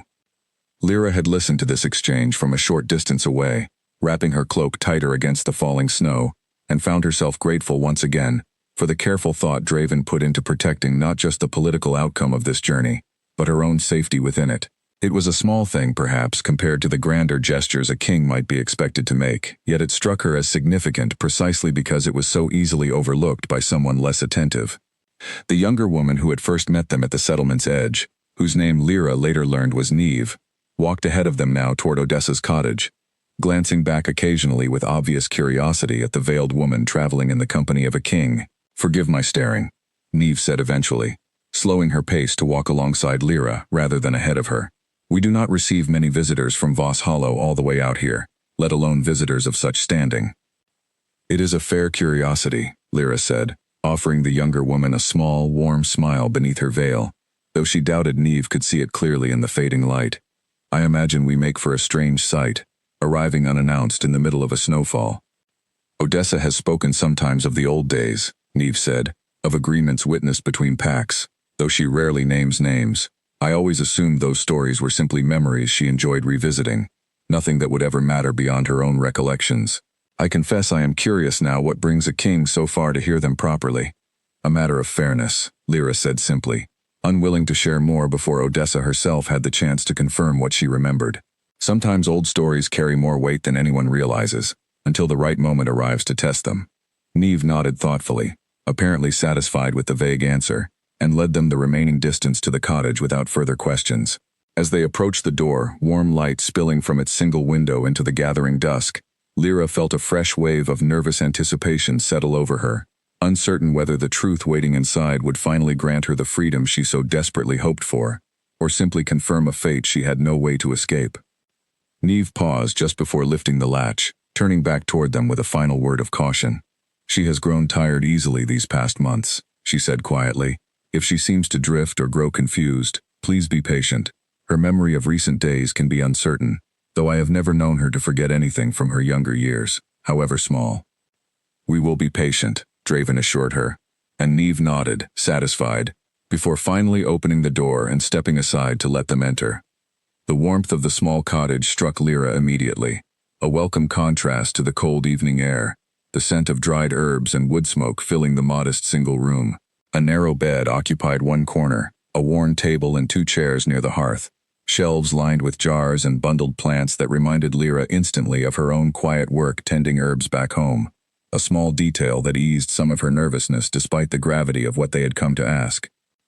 Odessa sat in a chair near the fire, a woolen shawl draped over her thin shoulders, her white hair pulled back loosely from a face deeply lined with age. She looked up as they entered, her clouded eyes moving slowly over each of them in turn, lingering longest on Lyra's veiled face with an expression of quiet, careful curiosity that suggested her mind remained far sharper than her failing eyesight might otherwise indicate. "Visitors," Odessa said, her voice thinner than Lyra expected, though steady. "It has been a great many years since anyone traveled this far from Voss Hollow to visit an old woman in the middle of a snowfall. I imagine your business must be rather important." "It is, Elder Odessa," Draven said respectfully, taking the seat Niamh gestured toward near the fire, while Lyra remained standing a moment longer, still gathering her courage before settling into the chair beside him. "We have come to ask about an agreement you may have witnessed many years ago between the Ashworth family and the Thornwood family." At the mention of those 2 names together, something shifted immediately in Odessa's expression, the polite curiosity of a moment, before sharpening into something far more alert and focused. Firelight flickered across Odessa's face as she leaned forward in her worn chair, her clouded eyes narrowing with sudden sharpness at the mention of the Ashworth name. "I wondered," the old woman said slowly, her voice thin but steady, "if anyone would ever come asking about that agreement. I confess I had begun to believe I would carry the truth of it to my grave without ever being asked." "Then you remember it clearly," Draven said, seated across from her, Lyra close beside him, both of them leaning forward with barely contained urgency. "Clearly enough," Odessa said. "I was young then, newly recognized as an elder capable of witnessing such matters, and Elric Thornwood's father requested my presence when the original loan was arranged with your father, child." She looked toward Lyra, studying her veiled face with an expression Lyra could not quite name. "A simple matter, at first. Coin borrowed to save a struggling household after a harsh winter. Nothing more complicated than that." "And the marriage condition?" Lyra asked, her voice tight with anticipation. "When did that become part of the arrangement?" Odessa's expression darkened slightly, memory clearly surfacing with obvious discomfort. "Not at first," she said.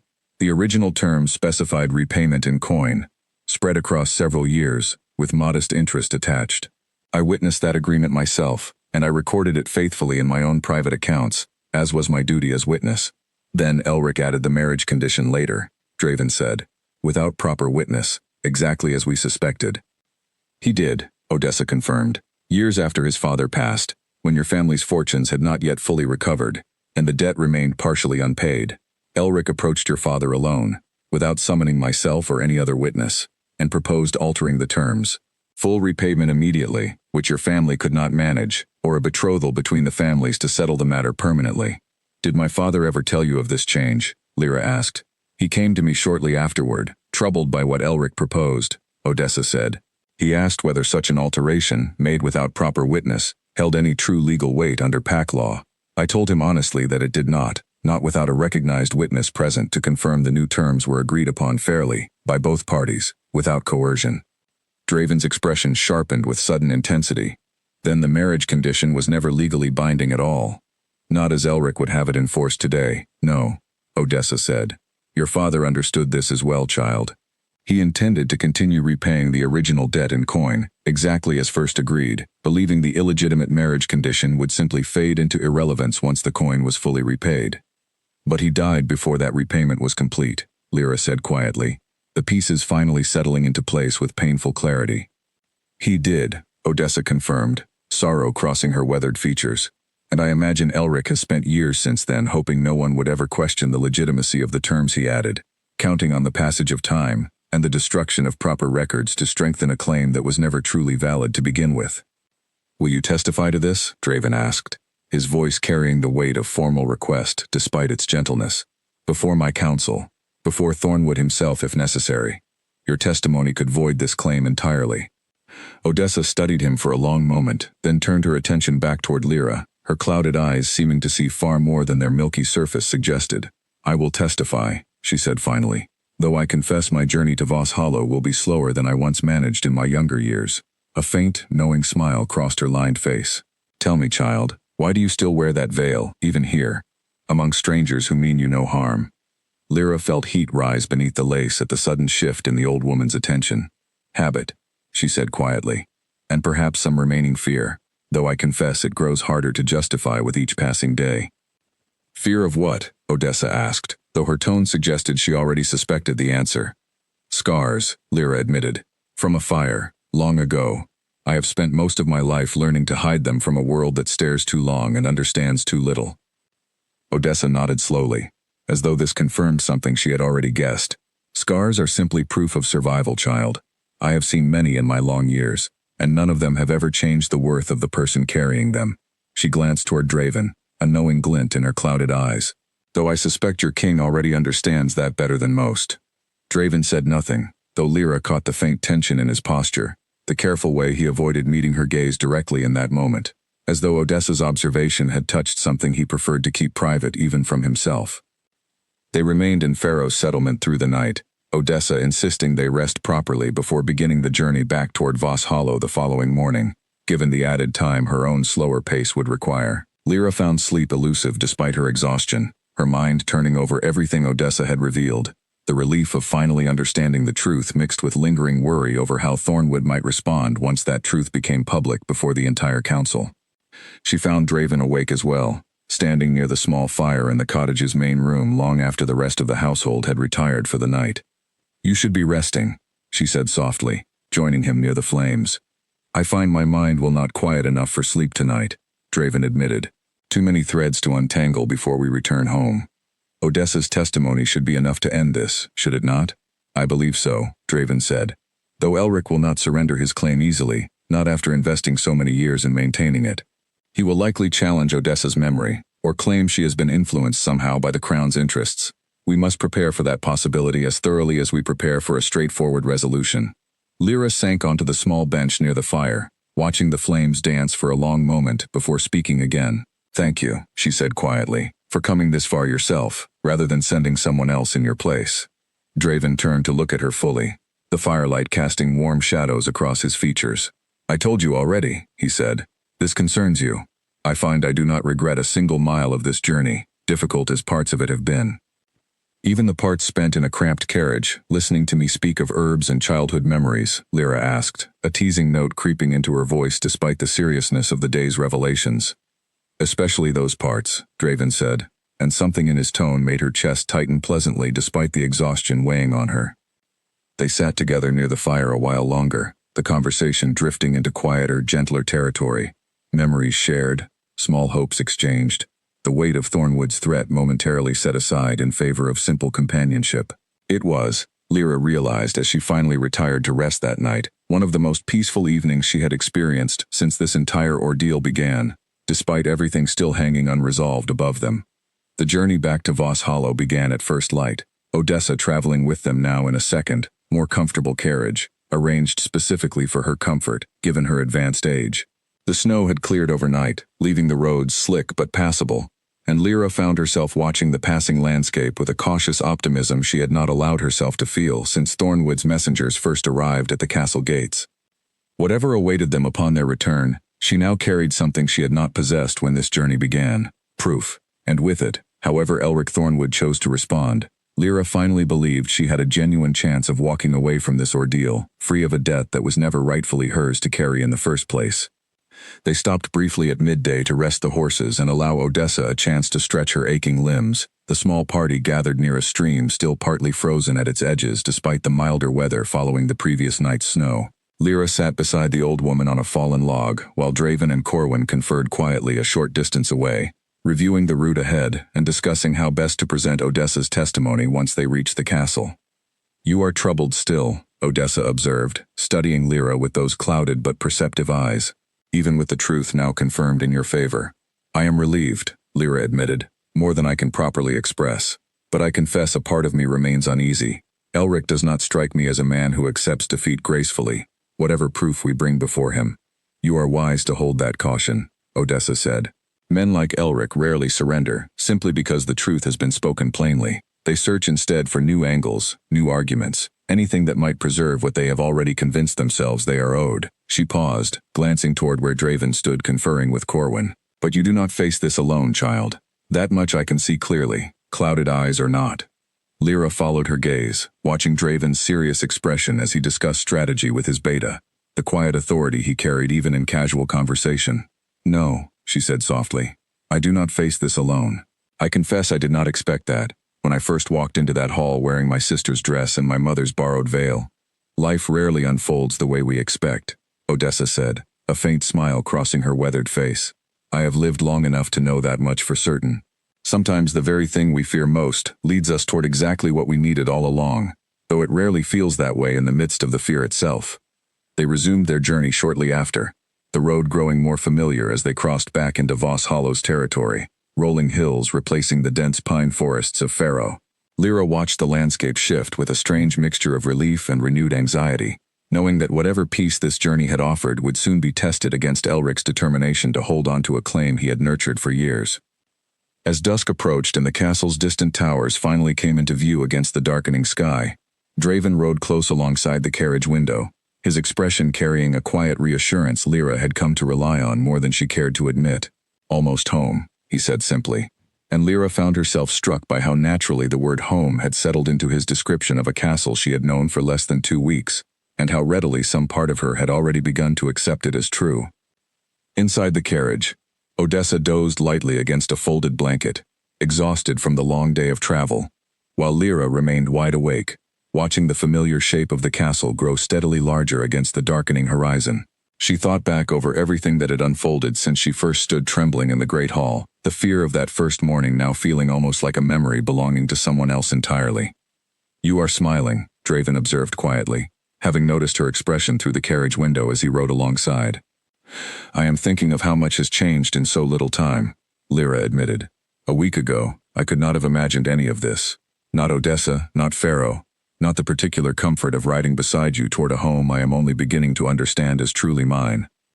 "I confess I could not have imagined it either," Draven said, "though I find I am grateful beyond measure that circumstance brought us to this point regardless." He paused, studying her a moment longer before adding, "Whatever Elric attempts once we return, know that you will not face it as a stranger within these walls any longer, Lyra. You have earned your place here through your own courage, quite apart from whatever debt or claim first brought you to my hall." The words settled warmly over her as the carriage rolled the final distance toward the castle gates, torchlight now visible along the outer walls, guards already gathering to welcome their king home from his journey. Whatever waited for them within, Lyra felt steadier facing it now than she had felt in longer than she could remember, carried forward by proof of truth, and by a growing certainty that she was no longer navigating this danger entirely alone. Smoke rose from the eastern watchtower before their carriage had even crossed into Voss Hollow's outer fields, and Corwin spurred his horse forward with a shout of alarm that shattered the calm of their return journey. "Something is wrong," Draven said, already reaching for the carriage door despite the vehicle still moving at speed along the rutted road. That tower should not be burning. By the time they reached the castle gates, the fire had been contained, guards working quickly with buckets and sand to smother the last of the flames licking at the watchtower's wooden platform. Corwin met them at the gate, his expression grim, a smear of soot across his cheek. "Thornwood's men," Corwin reported without preamble. "3 of them, caught attempting to breach the eastern wall while you were away, Your Grace. They claimed to be searching for evidence to support their own claim, though it looked more like an attempt to plant something incriminating rather than search for anything genuine." "Where are they now?" Draven demanded, fury sharpening every word. "Held in the lower cells, awaiting your judgment," Corwin said. "Elric himself arrived shortly after, claiming ignorance of his men's actions, though I find that difficult to believe given the timing of their attempt." Lyra felt a cold unease settle over her as she stepped down from the carriage, Odessa following more slowly behind her with the assistance of a castle attendant. "He knew we had traveled to Pharaoh," she said quietly. "He used our absence to attempt something desperate." "It would seem so," Draven agreed, his jaw tight with barely restrained anger. "Bring the prisoners to the council chamber," he ordered Corwin, "and summon Elric as well. I believe it is time we settle this matter fully, before he attempts anything further."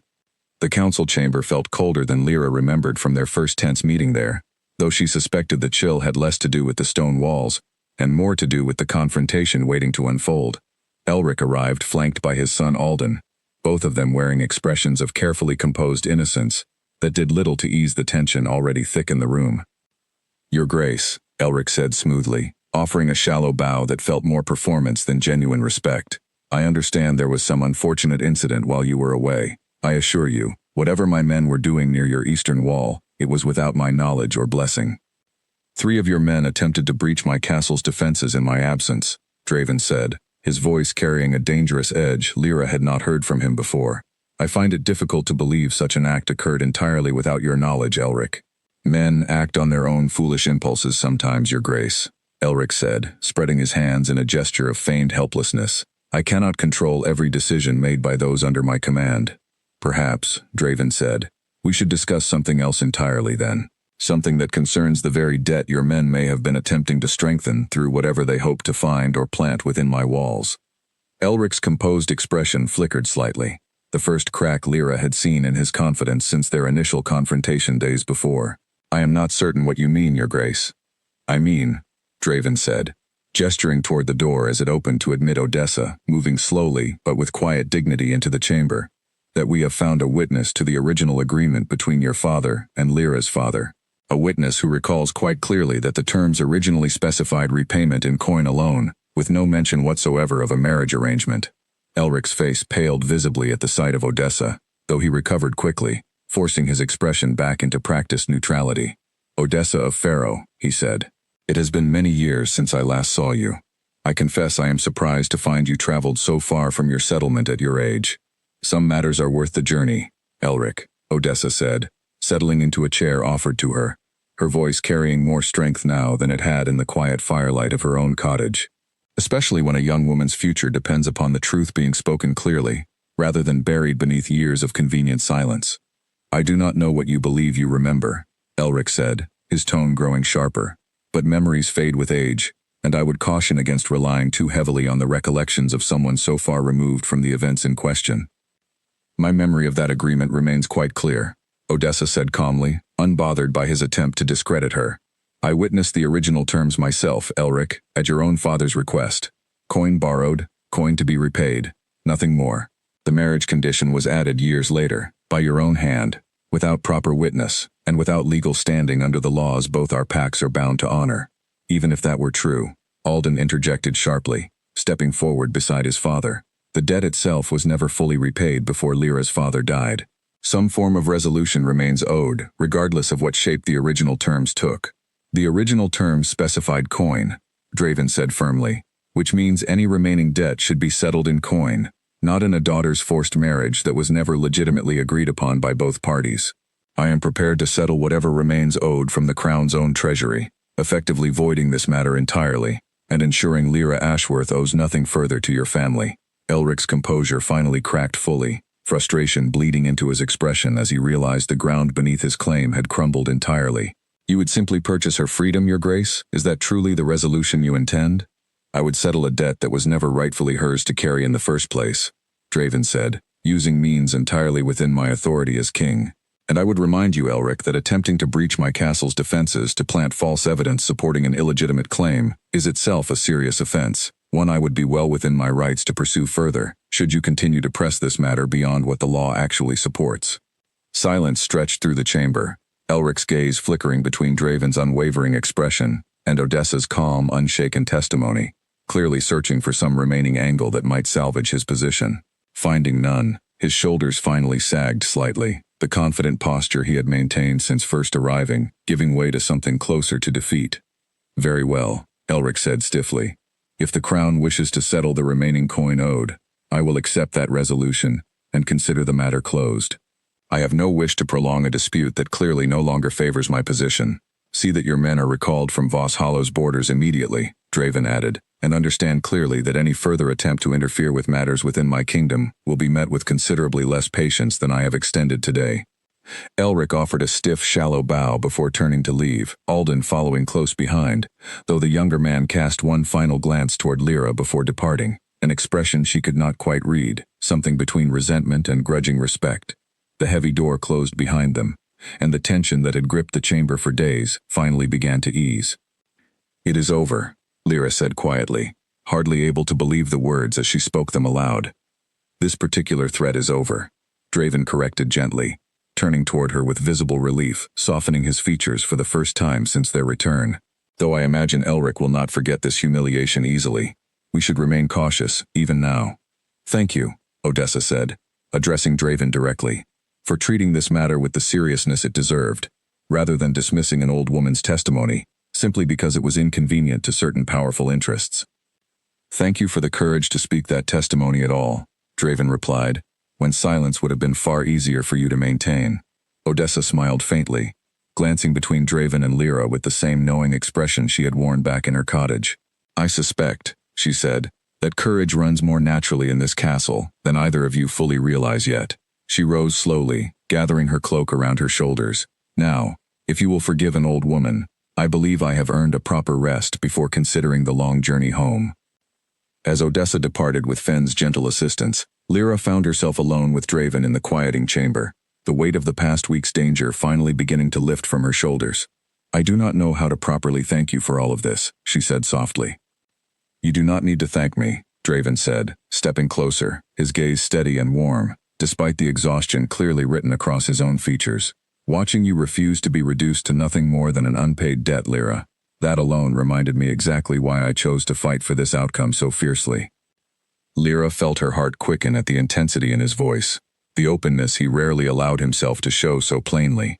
For the first time since this entire ordeal began, she allowed herself to imagine a future beyond mere survival, a future where the veil covering her face might finally feel less like protection, and more simply like a choice she no longer needed to make out of fear.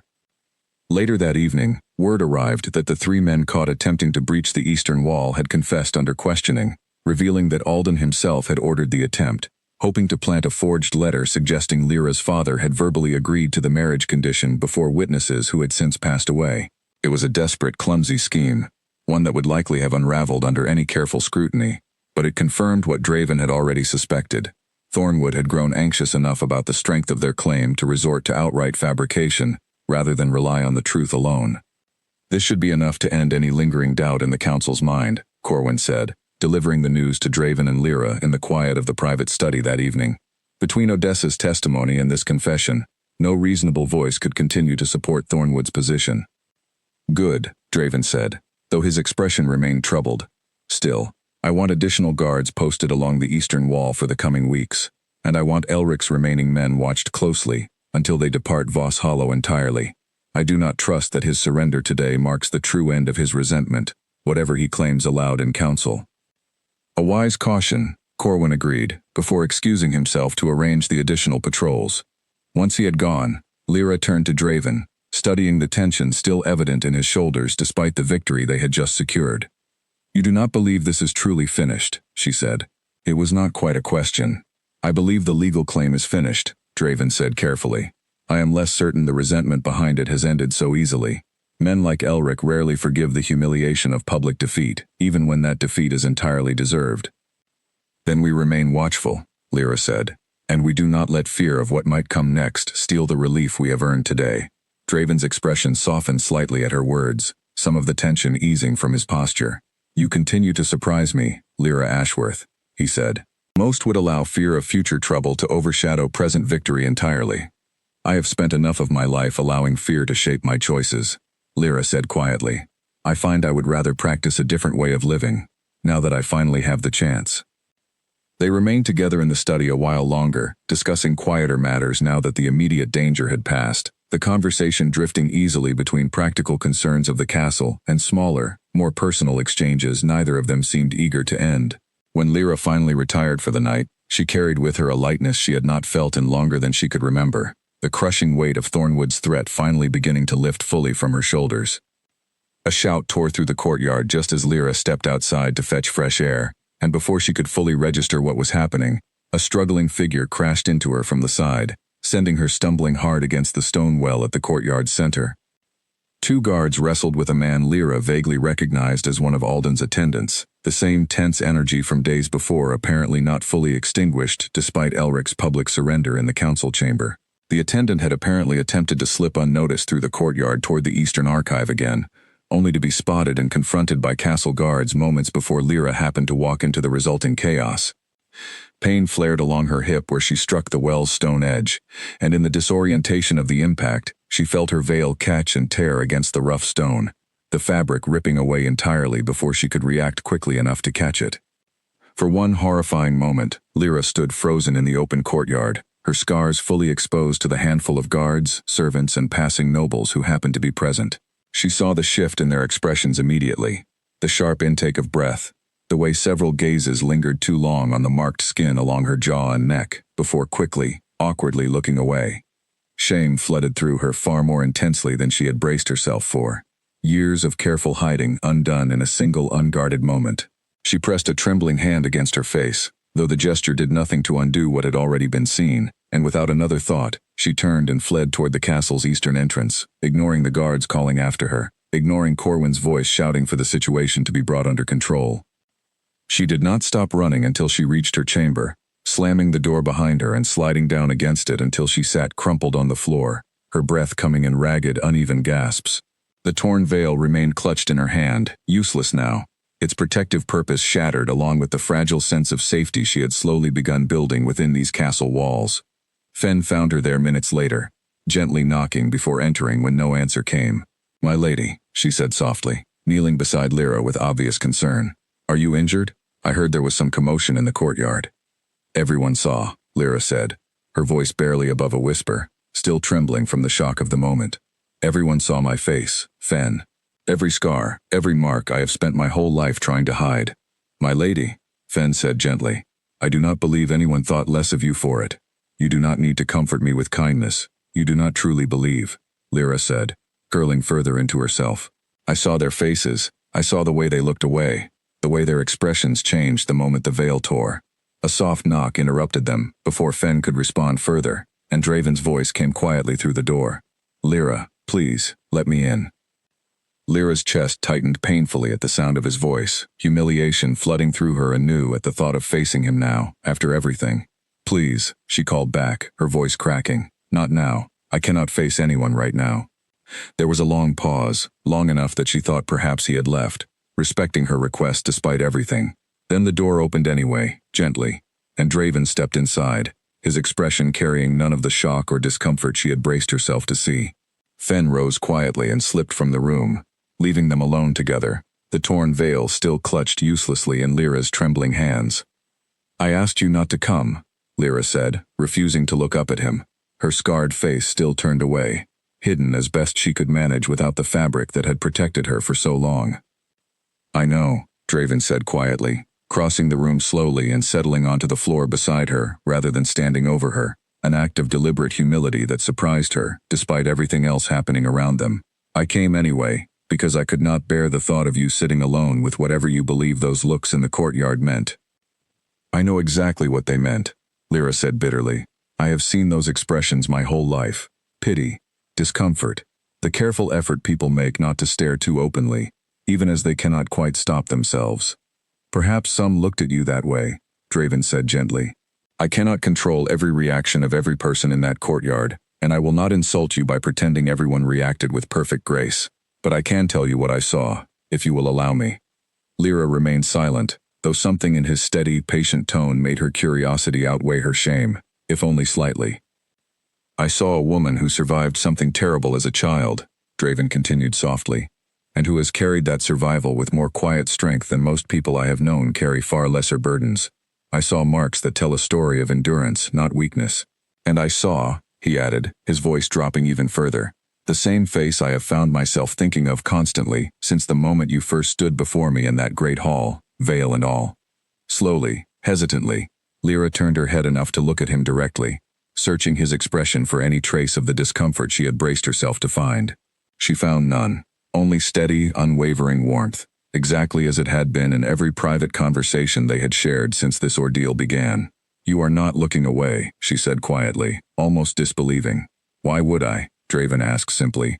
"There is nothing here that changes what I already knew was true. You are the same woman who refused to bow to Elric's threats in my council chamber. The same woman who traveled to Pharaoh without complaint, who spoke honestly with me from our very first conversation, even when honesty carried real risk for you. Scars do not undo any of that, Lyra. If anything, they simply confirm how much you have already overcome to become exactly who you are." Tears slipped down Lyra's cheeks before she could stop them. Years of carefully guarded shame finally breaking loose under the weight of his steady, unwavering acceptance. Draven did not reach for her, did not try to comfort her with touch she had not invited, simply remained beside her, present and patient, allowing her the space to feel whatever she needed to feel without judgment. "I have hidden this for so long," Lyra said finally, her voice thick with emotion.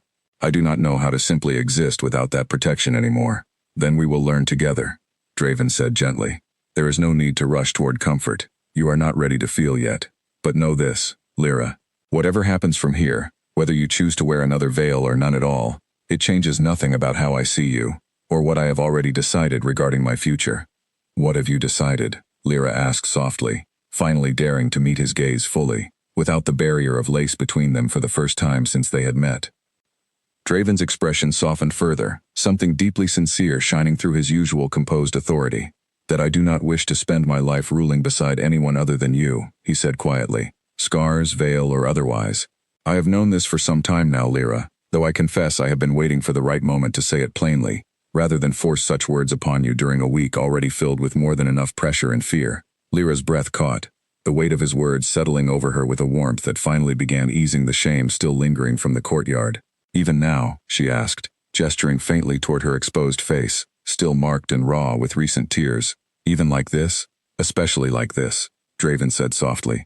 "Because this is simply you, Lyra Ashworth, exactly as you are, and I find I have never wanted anything more than exactly that."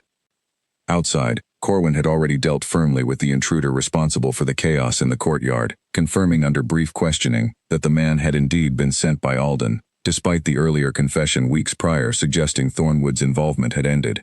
It seemed the young Beta had continued searching for some way to salvage his family's position even after his father's public surrender, though this latest clumsy attempt had accomplished nothing beyond causing Lyra considerable private pain.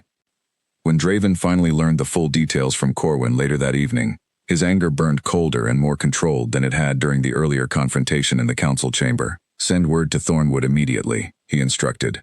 "Alden's continued interference will not be tolerated further. Whatever grievance his family carries, it ends now, fully and permanently, or the consequences will extend well beyond a settled debt." "Understood, Your Grace," Corwin said, though he hesitated before leaving. "How does Lyra fare?"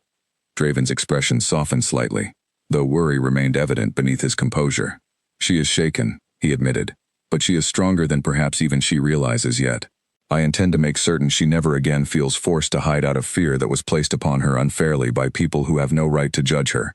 Back in her chamber, Lyra had finally allowed herself to rest, exhaustion from the day's events settling heavily over her once the initial shock had passed. Fen returned quietly sometime later, with a warm meal and gentle company, sitting with her mistress in comfortable silence, rather than pressing for conversation neither of them particularly needed in that moment.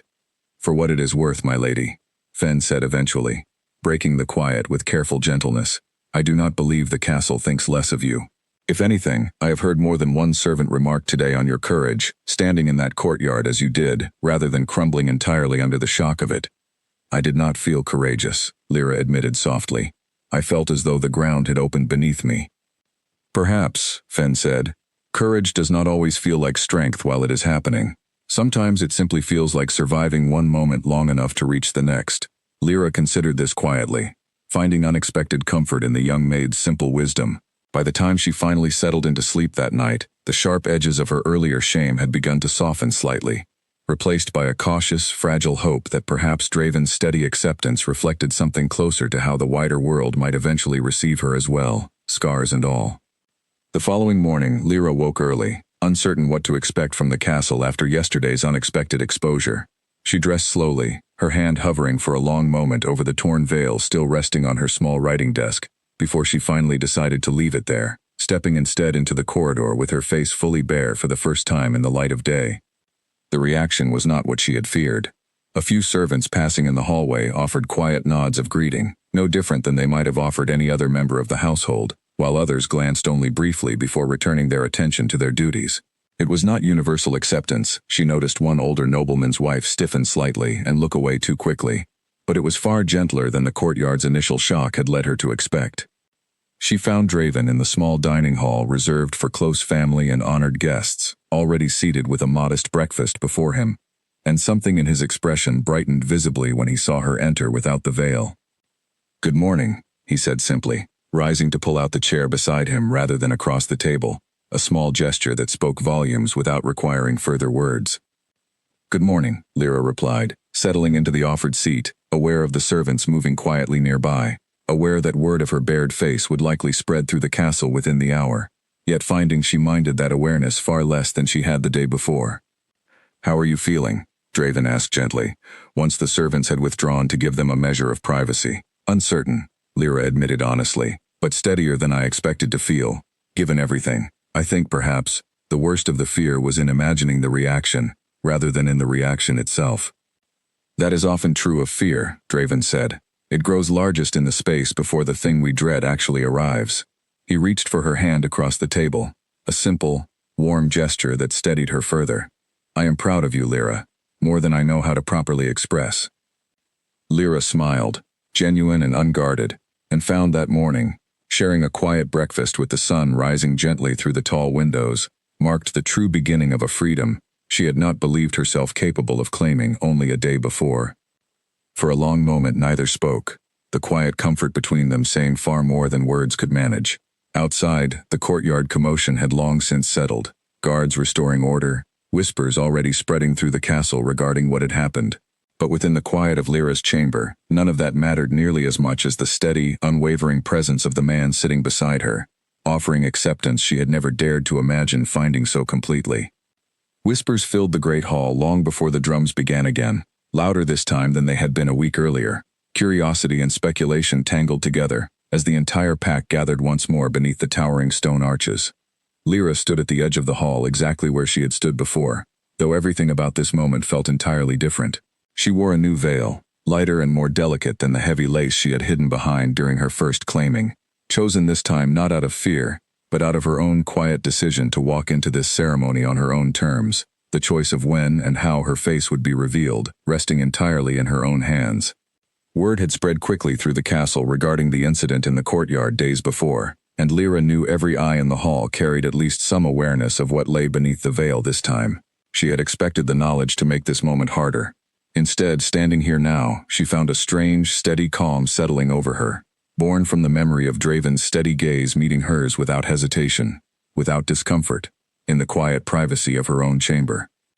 Marjorie and Wren stood near the front of the gathered crowd, both watching with visible anxiety and hope intertwined, while Odessa, having chosen to remain in Voss Hollow long enough to witness this second ceremony before finally beginning her journey home, sat in a place of honor near the dais, her clouded eyes warm with quiet approval.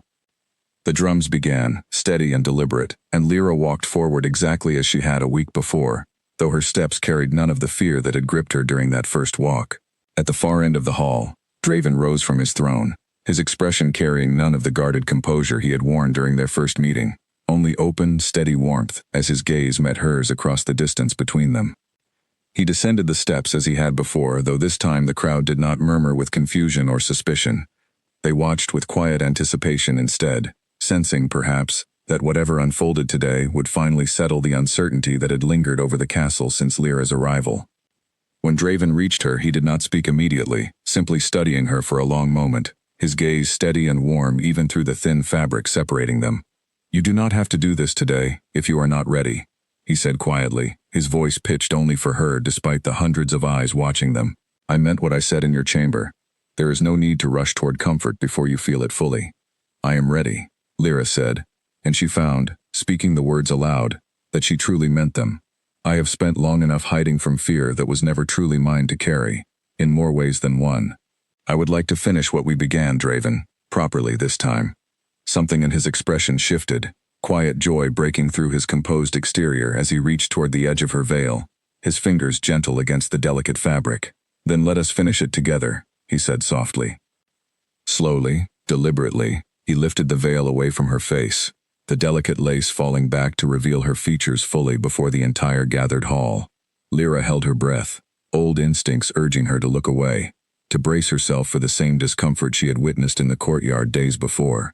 Instead, she forced herself to meet the crowd's gaze directly, refusing to hide, refusing to shrink from a truth she had carried her entire life. A murmur passed through the hall, quieter this time than the confused whispers of the first ceremony, something closer to quiet understanding rather than shock. Draven did not look away from her, his expression carrying nothing but open admiration as he studied her fully revealed face for the first time in front of his entire court. "People of Voss Hollow," Draven said, his voice carrying clearly through the hall, strong and unwavering, "I present to you Lyra Ashworth, the woman I have chosen as my mate, fully and without reservation."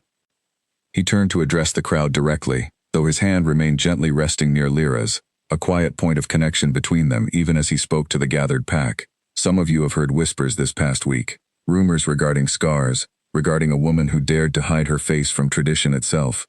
I will not pretend those rumors are unfounded. Lyra carries scars from a fire that claimed her parents when she was still a child, scars she has spent her life learning to live with, despite a world that too often stares too long and understands too little." The hall remained silent, hanging on his every word, and Lyra felt her heart pound steadily beneath her ribs, though fear had given way almost entirely now to something closer to pride. "I want every person in this hall to understand something clearly," Draven continued, his voice carrying the weight of absolute conviction. "These scars are not a flaw to be hidden, nor a shame to be whispered about in corners. They are proof of survival, proof of strength carried quietly for years without complaint. And I have found, in the short time I have come to know this woman, that her strength extends far beyond what she survived as a child. She stood before a rival pack's threats without flinching. She traveled across difficult roads in search of truth rather than accept a lie that would have cost her everything. She has met every challenge placed before her since arriving in this castle with more grace and courage than most nobles born to privilege ever managed to demonstrate." A ripple of quiet approval moved through the crowd now, murmurs shifting from uncertain curiosity into something warmer, something closer to respect. Lyra felt tears prick at her eyes, though this time they carried none of the shame she had felt days before in her chamber, only overwhelming relief at finally being seen fully, without hiding, and finding acceptance rather than rejection waiting on the other side. "Let it be known," Draven said, turning back toward Lyra, his voice softening even as it continued carrying through the hall, "that I claim Lyra Ashworth as my mate, fully and completely, scars and all, before every witness gathered here today. Let no rumor, no rival claim, no whispered doubt ever again suggest that she is anything less than exactly who she is meant to be, standing beside me as Queen of Voss Hollow." The hall erupted into applause, quiet at first, then building steadily as the full weight of his declaration settled over the gathered crowd. Marjorie wept openly near the front of the hall, Ren's arm wrapped tightly around her shoulders, both of them overwhelmed with relief and joy after a week filled with fear and uncertainty. Odessa smiled quietly from her place of honor, her clouded eyes catching the light as she watched the culmination of truth she had helped bring into the open. Draven reached for Lyra's hand fully now, lifting it gently before the crowd, a formal gesture that completed the claiming ritual at last, properly and without hesitation on either side. "Is this truly what you wish?" he asked her quietly, meant only for her ears despite the public nature of the moment, "to stand beside me, fully seen, for the rest of our lives?" "Yes," Lyra said, her voice steady despite the tears still tracing down her cheeks. Tears of relief now rather than fear. "There is nothing I want more." The applause swelled further as Draven drew her closer, the formal claiming finally complete, no veil remaining between them, no secrets left hidden in shadow. Whatever challenges Thornwood's earlier scheme had threatened to bring, whatever fear had gripped Lyra since first stepping into this hall a week before, all of it dissolved now beneath the warmth of genuine acceptance, offered freely and without hesitation before the entire gathered pack of Voss Hollow. As the formal ceremony concluded and the hall shifted into a lighter, more festive atmosphere, several nobles who had previously kept a cautious distance from Lyra approached her directly for the first time, offering genuine congratulations rather than the polite but distant courtesies she had grown accustomed to receiving. An older woman, wife to one of the castle's senior advisors, took Lyra's hand warmly between her own. Forgive me for staring so plainly at your ceremony a week ago, the woman said, her expression carrying genuine warmth rather than the awkward discomfort Lyra had braced herself to expect. I confess I did not understand then what courage it must have taken to stand before us as you did today. My own sister carries scars from an illness she survived as a child. I understand better than you might expect how much strength it takes to finally stop hiding what the world too often judges unfairly. Thank you, Lyra said, genuinely moved by the unexpected kindness. That means more to me than I can properly express. Throughout the remainder of the evening, similar small moments continued to unfold, servants and nobles alike approaching with quiet words of respect rather than the whispered curiosity that had once followed her through every corridor. Lyra found herself surprised again and again by how quickly the atmosphere of the castle seemed to shift once the truth was finally spoken openly, rather than left to fester in rumor and speculation.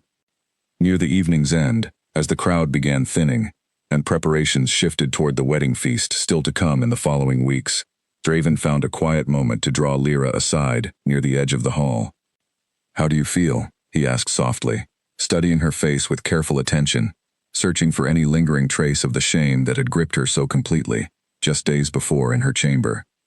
Lighter, Lyra admitted, genuine surprise coloring her own voice as she recognized the truth of the word even as she spoke it. I expected today to feel like an ending of sorts, the final surrender of something I had protected my whole life. Instead, it feels more like a beginning. That is precisely what I hoped you might feel, Draven said, warmth filling his voice as he studied her openly, without the careful distance either of them had once maintained. Though I confess, watching you stand before this entire hall so fully and so bravely, I find my own admiration for you has only grown deeper than I believed possible. Lyra smiled, a genuine, unguarded expression she had rarely allowed herself in public before today. Then perhaps, she said softly, we have both discovered something new about ourselves this week, beyond simply resolving Thornwood's claim. Perhaps, Draven agreed, drawing her hand gently into his own as the celebration continued around them. We have discovered exactly what we were always meant to find, had circumstances simply allowed us the chance to look clearly enough to see it. Before the evening fully concluded, Corwin approached with a final piece of news, delivered quietly enough that it would not disturb the joyful atmosphere still lingering through the hall. Word has arrived from Thornwood territory, Your Grace.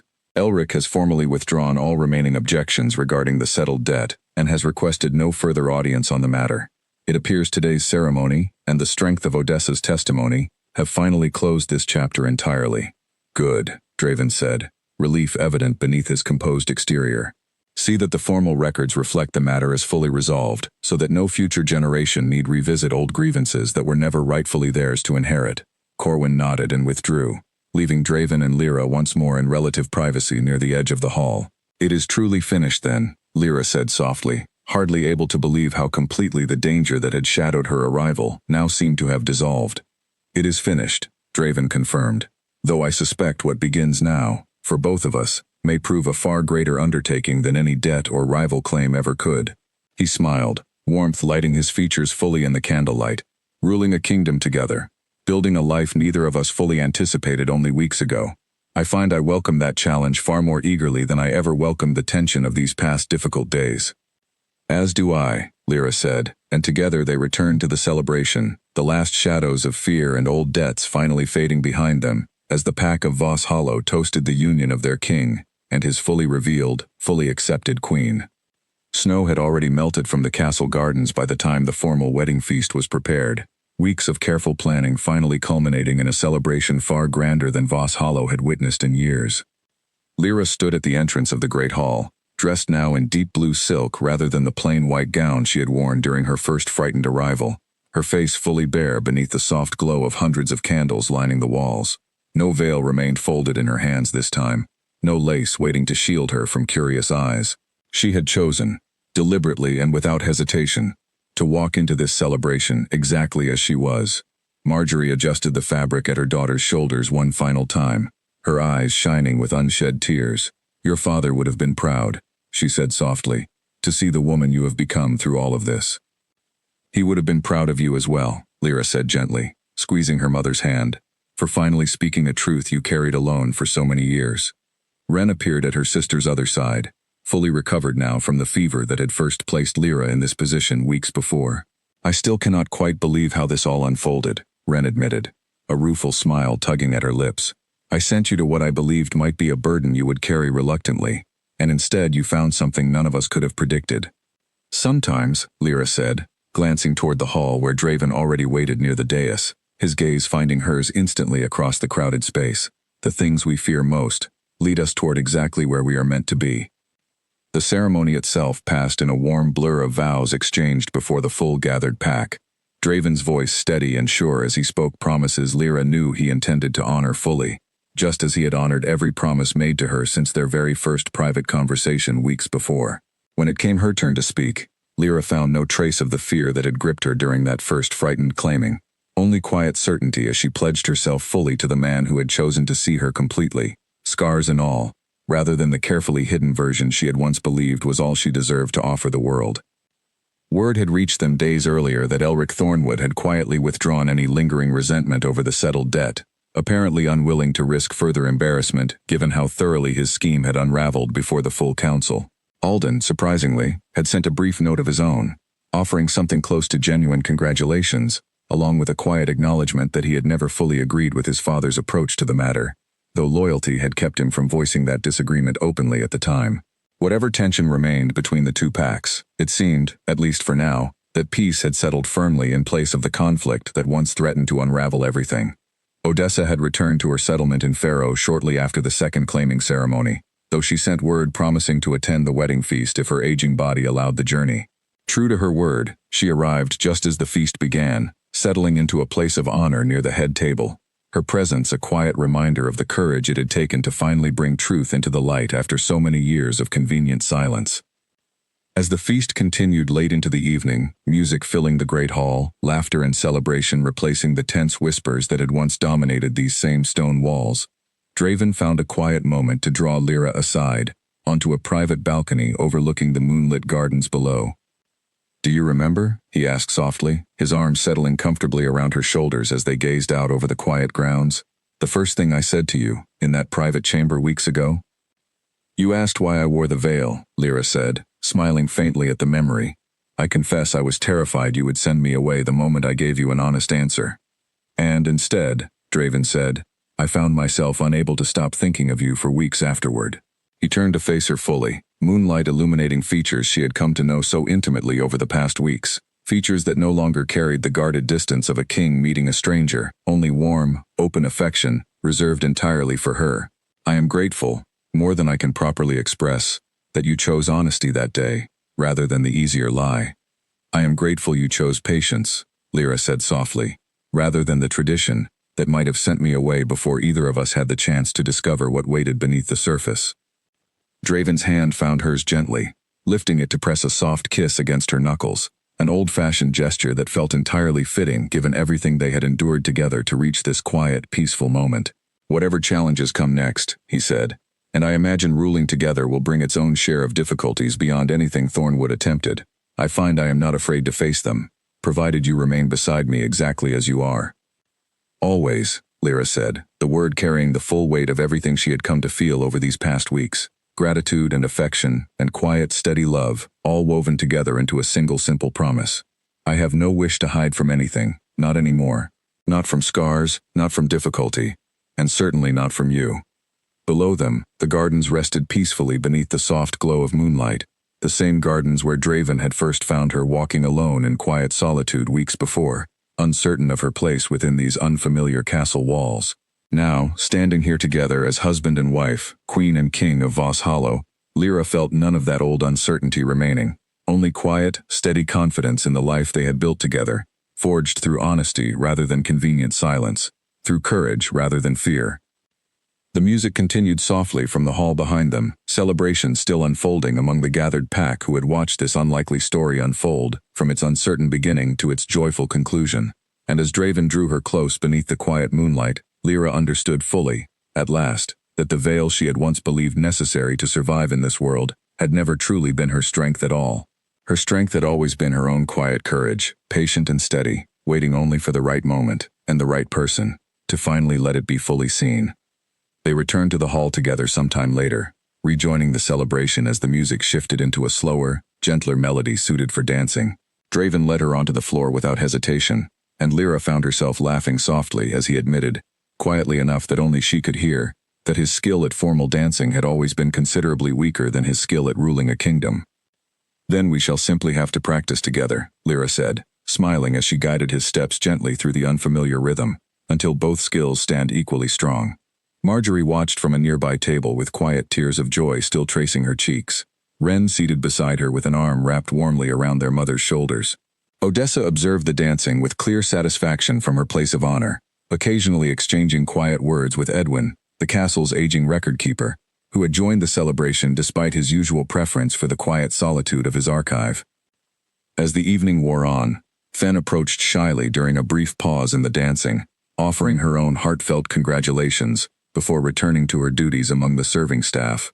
"I am glad, my lady," she said simply, "that I had the chance to know you before the whole kingdom did." "You will always have that place beside me, Fen," Lyra said warmly, "whatever grand title I now carry." Later, as the celebration finally began winding down toward the small hours of the morning, Lyra found herself standing once more at the edge of the great hall, watching the last of the guests depart into the quiet night. Draven joined her there, his hand finding hers naturally, comfortably, as though they had shared such simple gestures for years, rather than the short weeks since her frightened arrival. "A strange path brought us here," Lyra said softly, watching the final candles gutter low along the hall's stone walls. "A strange path," Draven agreed, "but I find I would not trade a single difficult step of it, not the debt, not the danger, not even the fear you carried so long before finally setting it down. Every part of it led us to exactly this moment." Lyra leaned against him quietly, feeling for the first time in longer than she could remember a sense of complete and settled peace, unburdened by fear of judgment, unburdened by debts that were never truly hers to carry, unburdened by a veil that had once felt like her only protection against a world too quick to judge what it did not understand. Now, standing here as Queen of Voss Hollow beside a man who had chosen her fully, scars and all, she understood at last that some stories which begin in fear and hiding could still find their way, through patience and courage, into a life lived openly and loved completely. In the weeks that followed the wedding feast, Lyra settled steadily into her new life as queen, learning the rhythms of court alongside Draven, with a patience that surprised even the most skeptical members of the council. She brought her own knowledge of herbs and healing into the castle's infirmary, working alongside the resident healers to improve remedies that had gone unchanged for generations, earning quiet respect from those who had once dismissed her as nothing more than a curious footnote in the story of the crown. Word eventually reached them that Elric Thornwood had stepped back from active leadership of his pack, passing greater responsibility to Alden, who, freed from his father's bitter grudge, proved surprisingly willing to build a more honest relationship with Voss Hollow moving forward. A formal letter arrived some months later, proposing a trade agreement between the two packs, the first genuine gesture of goodwill either family had extended in decades. Draven read it carefully before passing it to Lyra with a faint, satisfied smile. "It seems," he said, "that even old wounds can heal, given enough time and the right hand willing to tend them." "Perhaps," Lyra said, remembering Odessa's words from that quiet cottage in Faro. "Scars are simply proof of survival. That is true of more than just old grudges between packs." Marjorie visited often after the wedding, her relationship with her daughter growing steadier and more open with each passing month, the old careful silences between them slowly replaced by honest conversation. Wren, fully recovered and no longer burdened by the fear of an arranged fate she never wanted, found her own quiet happiness eventually, choosing a simple life much like the one Lyra had once lived, tending herbs and gardens far from the pressures of court politics. Odessa passed peacefully the following winter, having lived long enough to see the truth she carried finally set right, and to witness the beginning of a marriage built on honesty rather than convenient silence. Lyra traveled to Faro herself for the old woman's remembrance, standing quietly among the gathered mourners to honor the courage it had taken to finally speak a truth so many had preferred left buried. Years later, when their own children asked how their parents had first come to know one another, Draven would often tell the story exactly as it happened, beginning with a veiled woman standing in a hall full of strangers, refusing to be rushed into revealing more than she was ready to give, and Lyra, listening nearby with a quiet smile, always added the same simple ending to his telling, that sometimes the bravest thing a person could do was not to hide forever, nor to reveal everything all at once, but simply to trust, one careful step at a time, that the right person would wait patiently enough to see them fully, and choose them anyway.